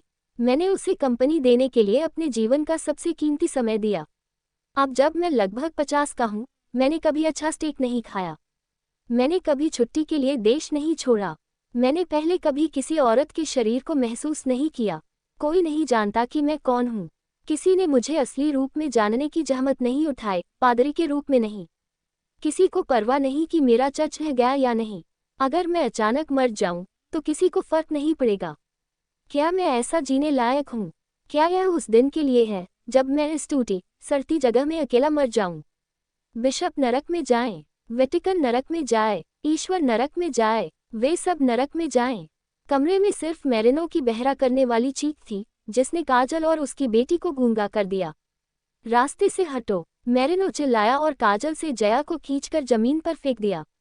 जया, काजल सदमे में चिल्लाई। जया को पकड़ने की कोशिश में वह आगे बढ़ी, लेकिन उसकी कमर अचानक मैरिनो की बांह से पकड़ ली गई। जमीन पर गिरने से जया के पूरे शरीर में दर्द हुआ। ठंडा, कठोर फर्श ने उसे हड्डियां चटकने का एहसास कराया। ये देखकर कि उसकी मां को मैरिनो ने पकड़ लिया, उसे तुरंत समझ आया कि वह क्या करने जा रहा है। अब मेरी मां को छोड़ दो। क्या तुम पागल हो? तुम पादरी हो, तुम ऐसा कैसे कर सकते हो? जया आखिरकार डर गई। कठोर लड़की पहली बार रो पड़ी। मैरिनो पर उछलकर उसने उसका पैर पकड़कर काट लिया। आह! मैरिनो दर्द में चिल्लाया और अपने पैर को जोर से झटका। बैंग! जया का छोटा शरीर आसानी से उछल गया और उसका सिर मेज से टकराया। जया! काजल अपने फेफड़ों के शीर्ष पर चिल्लाई। उसने अपनी बेटी को बेहोश होते देखा। जया जीवित है या नहीं, मैरिनो को परवाह नहीं थी। उसकी आंखों में सिर्फ वह आकर्षक महिला थी, वही उसे स्वर्ग तक ले जा सकती थी। काजल, अब मुझे मना मत करो। तुम मेरी पहली औरत होगी। मैं तुम्हारे साथ अच्छा बर्ताव करूंगा। मैंने किसी को नहीं बताया कि तुम दोनों मेरी देखभाल में हो। जब तक तुम आज्ञाकारी रहोगी, मैं नहीं। पादरी, ऐसा मत करो, मुझे छोड़ दो। आह! तुम्हें ऐसा क्यों करना है? मैरिनो की पागल, शैतानी अभिव्यक्ति का सामना करते हुए काजल की आंखों से आंसू बहने लगे। उसने पहले कभी ऐसा आतंक नहीं महसूस किया था। जितना वह रोती, उतना उसे लगता कि वह एक बुरे सपने में फंस गई है, जिससे बचने का कोई रास्ता नहीं था। वह अपनी जीभ काटकर अपनी जान भी ले लेती, अगर जरूरी हो। लेकिन काजल जानती थी कि वह खुद को मरने नहीं दे सकती, क्योंकि उसकी बेहोश बेटी पीछे थी। वह एक माँ थी, वह अपनी बेटी को नहीं छोड़ सकती थी। पादरी, तुम मेरे शिकार को छीनकर ईश्वर की सजा का सामना करोगे। एक आदमी की कर्कश आवाज अचानक गूंजी, जैसे उस आवाज में किसी को जीवित करने की शक्ति हो। काजल के चेहरे को चख रहे मैरिनो ने अचानक रुक गया। काजल, जिसने लगभग हार मान ली थी, अपनी लाल आंखों से बाहर देखा। यह एक सफेद शर्ट और काला सूट पहने युवक था, जो सज्जन सा दिखता था। उसके समय से पहले चेहरे को देखकर लगता था कि वह किशोर है। उसकी चमकदार आंखों को छोड़ पीली चमड़ी वाले इस साधारण दिखने वाले आदमी में सब कुछ सामान्य था, लेकिन इस साधारण नौजवान से एक अस्पष्ट बादल सा माहौल निकल रहा था, जैसे उसकी मौजूदगी नकली हो। आप कौन हैं? मैरिनो ने घबराते हुए पूछा, क्योंकि उसे आखिरकार एहसास हुआ कि स्थिति खराब हो गई है। नौजवान ने बेहोश लड़की को देखा, फिर खूबसूरत कोकेशियान महिला की ओर ध्यान दिया। आराम से मुस्कुराते हुए बोला, तस्क तस्क, ऐसी सुंदरता, कोई आश्चर्य नहीं कि पश्चिमी भिक्षु भी इसे अपनी पैंट में नहीं रख सकते। नौजवान की विकृत नज़र उसकी कथित उम्र से मेल नहीं खाती थी, जिससे काजल अपनी स्थिति भूल गई। आप कौन हैं? मैरिनो जोर से चिल्लाया। वह बहुत डर गया, क्योंकि उसे इस युवक ने गंभीरता से नहीं लिया। नौजवान कमरे में चला और खूब मुस्कुराया। मैं असुर त्रिशीर्ष से कोडनाम 13 हूँ, इन दो महिलाओं को मारने के लिए भेजा गया एक हत्यारा। असुर त्रिशीर्ष, हत्यारा, 13। अपरिचित शब्दों को सुन काजल और मैरिनो प्रतिक्रिया नहीं दे सके। थोड़ी देर बाद मैरिनो ने आखिरकार होश संभाला। आप हत्यारे हैं? उसे यकीन नहीं हुआ कि एक सजा संवरा किशोर हत्यारा हो सकता है। 13 ने कंधे उचकाए। कोई समस्या है? मैरिनो का चेहरा गुस्से से भर गया। युवक, पादरी को कम मत समझो। तुमने हमारी बातचीत को सुना होगा, है ना? तुम 10 मिलियन इनाम लेने के लिए इन्हें बचाना चाहते हो। अगर तुम जैसा कोई ऐसा कर सकता है तो मैं भी कर सकता हूँ। 13 ने सिर के पीछे खरोंचा, उलझन में। तुम मुझ पर यकीन क्यों नहीं करते? क्या तुम चाहते हो कि मैं इसे साबित करूं? तुम कुछ भी कैसे साबित कर सकते हो? तुम्हें घर जाकर थोड़ा दूध पीना चाहिए। मैरिनो पागलों की तरह हंसा। दिखावा बंद करो, मैं तुम्हें बता दूं तो क्या अगर तुम मेरी छोटी सी हरकत पर ठोकर खा गए? कोई किसी बदमाश पर यकीन नहीं करेगा। मैरिनो अपनी बात पूरी नहीं कर सका। उसका सिर पहले ही टुकड़ों में टूट चुका था। स्तब्ध काजल ने अपनी आंखों के सामने खून की बारिश देखी। एक सेकंड पहले जिसने खुद को 13 कहा, उसने सिर्फ अपने हाथ से बिजली की गति से मैरिनो की खोपड़ी नष्ट कर दी थी। काजल ने कभी नहीं सोचा था कि किसी की जान लेना इतना आसान हो सकता है। कोई चेतावनी नहीं थी। उसने सिर्फ अपने हाथ से कुछ ऐसा किया जो चाकू से भी नहीं हो सकता। इसके अलावा उसने कभी नहीं सोचा था कि मानव खोपड़ी का विस्फोट इतना सुंदर हो सकता है। ताज़ा रक्त की तीखी गंध ने लाल रंग को और गहरा किया। टूटी हुई गर्दन से खून का फव्वारा उगल रहा था। एपिसोड 510, अंतिम कारण। मैरिनो का शरीर आखिरकार गिर गया। बिना सिर वाली लाश बेपरवाह लग रही थी। काजल के लिए प्रतिक्रिया करने के लिए सब कुछ बहुत जल्दी हुआ। हत्या ये साबित करने का एकमात्र तरीका था कि मैं हत्यारा हूँ। उम्मीद है तुम जवाब से संतुष्ट हो, 13 ने बुदबुदाया। उसका बायां हाथ ताजे खून में भीगा था, जिसने उसे और काजल को भी दागदार किया। जगह फिर चुप हो गई। काजल ने अपनी लाल आंखें चौड़ी की। चेहरा पोंछते हुए वह सामने देखकर बुदबुदाई, ये खून है। 13 ने काजल को घटना पर प्रतिक्रिया देने का ज्यादा समय नहीं दिया। किसी की जान लेना उसके लिए सामान्य था। मांस से छुटकारा पाने के लिए हाथ झटकते हुए 13 ने कहा, काजल रानी और जया, गोवा के शाही परिवार की सबसे बड़ी राजकुमारी, ठीक ना? काजल का शरीर कांप उठा। 13 की उदासीनता ने उसे एहसास दिलाया कि उसका जीवन कितना नाजुक है। शुरू में मैं यह मिशन नहीं लेना चाहता था क्योंकि यह आसान था, लेकिन संयोग से मैं यहाँ छुट्टी पर हूँ। चूंकि 10 मिलियन पाउंड का इनाम है, मैं तुम दोनों को मार दूंगा और तुम्हें आगे के दुख से मुक्त कर दूंगा। मेरे हाथों मरने से तुम्हें दर्द नहीं होगा। अगर तुम ब्रिटिश शाही परिवार के हाथ लग गए तो यातना अपरिहार्य होगी। 13 ने जया को देखने से पहले आत्मविश्वास। इतनी खूबसूरत लड़की, ये दुर्भाग्यपूर्ण है कि उसे बड़े होने का मौका नहीं मिलेगा, वरना वह निश्चित रूप से ऐसी सुंदरता होती जो सबको आकर्षित करती। नहीं। अचानक काजल ने सिर उठाया और 13 को निडर होकर घूरा, जैसे वह पूरी तरह अलग इंसान हो। श्री 13, मेरी बेटी को बड़े होने का मौका मिलेगा। 13 हैरान था। उसने दुष्ट मुस्कान बिखेरी और पूछा, वह कैसे? काजल ने गहरी सांस ली और सीधी खड़ी हो गई, जिससे उसके ऊपरी शरीर का वक्र स्पष्ट दिखा। खून से सना उसका आकर्षक चेहरा शर्मनाक लेकिन अविश्वसनीय रूप से मोहक था। चूंकि तुम मुझे 10 मिलियन पाउंड में मार सकते हो, अगर मैं तुम्हें उससे ज्यादा कीमत दूं, तो क्या मैं तुम्हें अपने लिए काम पर रख सकती हूँ? 13 ने आंखें सिकुड़ी। यह एक वांटेड पोस्टर है। तकनीकी रूप से मुझे ब्रिटिश शाही परिवार ने काम पर नहीं रखा। अगर तुम्हारी कीमत पोस्टर से ज्यादा है तो मैं तुम्हारे अधीन काम करने को तैयार हूँ। तो मैं तुम्हें काम पर रखना चाहती हूँ। मैं गोवा लौटना चाहती हूँ और उन लोगों को मारना चाहती हूँ जो मुझे और मेरी बेटी को मरवाना चाहते हैं। मैं गोवा की रानी बनना चाहती हूँ। काजल की आवाज नर्म से जोरदार हो गई। पहले का आतंक और चिंता पूरी तरह गायब हो चुके थे। खून से सनी यह महिला पूरी तरह खड़ी थी, जैसे वह वास्तव में एक नीच अपराधी नहीं बल्कि कृपालु रानी हो। चीर। काजल ने अपने तीखे नाखूनों से अपने कपड़े फाड़ दिए। खराब शर्ट के नीचे एक मखमली, आश्चर्यजनक दृश्य दिखा। इसने अंधेरे कमरे को मनोरम बना दिया। अगर तुम वाकई वह कर सकते हो जो मैंने कहा, तो मुझे यकीन है कि तुम जैसा आदमी सिर्फ पैसे की तलाश में नहीं है। काजल ने अपने एम्बर बालों को मोहक अंदाज में सहलाया। मुस्कुराते हुए बोली, मेरे पास शाही वंश है। मैं गोवा के शाही परिवार की सच्ची उत्तराधिकारी हूँ। पूरे गोवा में मेरी शक्ल सबसे खूबसूरत है। अभी मेरे जैसा कोई नहीं है। अगर मैं अभी मर गई तो मैं सिर्फ एक खूबसूरत लाश बन जाऊंगी, लेकिन अगर मैं जीवित हूँ। काजल ने अपनी सुगंधित जीभ बाहर निकाली। उसकी आकर्षक आंखें चमकी और वह बोली, अगर मैं जीवित हूँ तो मेरा शरीर और भविष्य की सारी संपत्ति तुम्हारी होगी। वे निश्चित रूप से 10 मिलियन पाउंड से कहीं ज्यादा होंगे। उसके नेक काम और नीचता के बीच का अंतर उसके एस्ट्रोजन को बढ़ा रहा था। पूरा कमरा गुलाबी लाल हो गया था। तेरा आगे बढ़ा और काजल की ठुड्डी पकड़ने के लिए अपना दायां हाथ बढ़ाया। सिर आगे बढ़ाते हुए उसने उसकी गुलाबी गर्दन की गंध सूंघी। युवा लेकिन अनुभवी नौजवान के लिए उसकी खुशबू बहुत आकर्षक थी। मुझे मानना होगा कि मैंने सबसे आकर्षक महिलाओं में से एक को देखा है, लेकिन इसका मतलब यह नहीं कि यह मुझे गोवा की यात्रा करने और बड़ी संख्या में राजघरानों को मारने के लिए मनाने के लिए काफ़ी है। तेरह ने ठंडे लहजे में काजल के चेहरे के सामने मुस्कुराते हुए कहा, मुझे डर नहीं है, लेकिन मैं उन परिणामों से थक गया हूँ जो इसके बाद आ सकते हैं। काजल ने अचानक तेरह के होंठों को ढक लिया। उसने अपने होंठ हल्के से हिलाए जैसे वह जंगली बिल्ली हो। जब वे अलग हुए तो लार की एक चांदी की रेखा दिखी। तुम मुझसे सहमत हो जाओगे, क्योंकि मुझे यकीन है कि तुम मेरी दूसरी पहचान को कभी नज़रअंदाज नहीं करोगे। काजल के अंतिम प्रस्ताव ने उसकी आंखें भर दी थीं। तेरह ने भोग में आंखें बंद की। वह उस उत्साह को महसूस कर रहा था जो ये सुडौल महिला ला सकती थी। तुम अपना अंतिम कारण बता सकती हो। अगर तुम मुझे मनाने में नाकाम रही तो मैं तुम्हारे शरीर का आनंद लेने के बाद तुम दोनों को मारने में नहीं हिचकाई सी हेच बड़े होगा, तेरह ने उदासीन लहजे में कहा।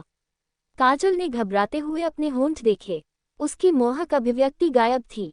उसकी आंखें इतनी साफ हो गई थीं कि वे नीले सागर सी लग रही थी, उदासी और पछतावे से भरी। फिर उसने स्पष्ट मुस्कान दी। मैं एक माँ हूँ, एक ऐसी माँ जो अपनी बेटी की जान बचाने के लिए कुछ भी करेगी।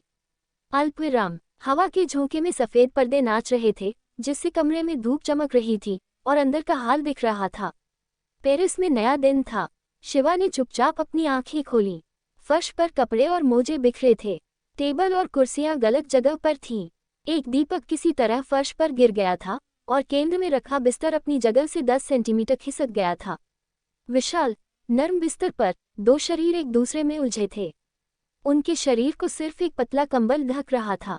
वहां एम्बर बालों वाली एक आलसी दिखने वाली भव्य महिला थी। उसकी ज्यादातर त्वचा हवा में उजागर थी।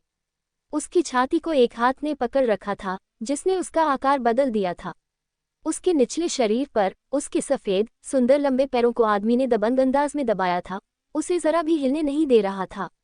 नज़दीक से देखने पर उसकी पीठ पर हाथ के निशान थे। ये रात भर अनगिनत बार थप्पड़ मारने के निशान थे। मम्मा, महिला ने शरीर हिलाया और आंखें खोलीं। उसे एहसास हुआ कि वह बिल्कुल नहीं उठ सकती।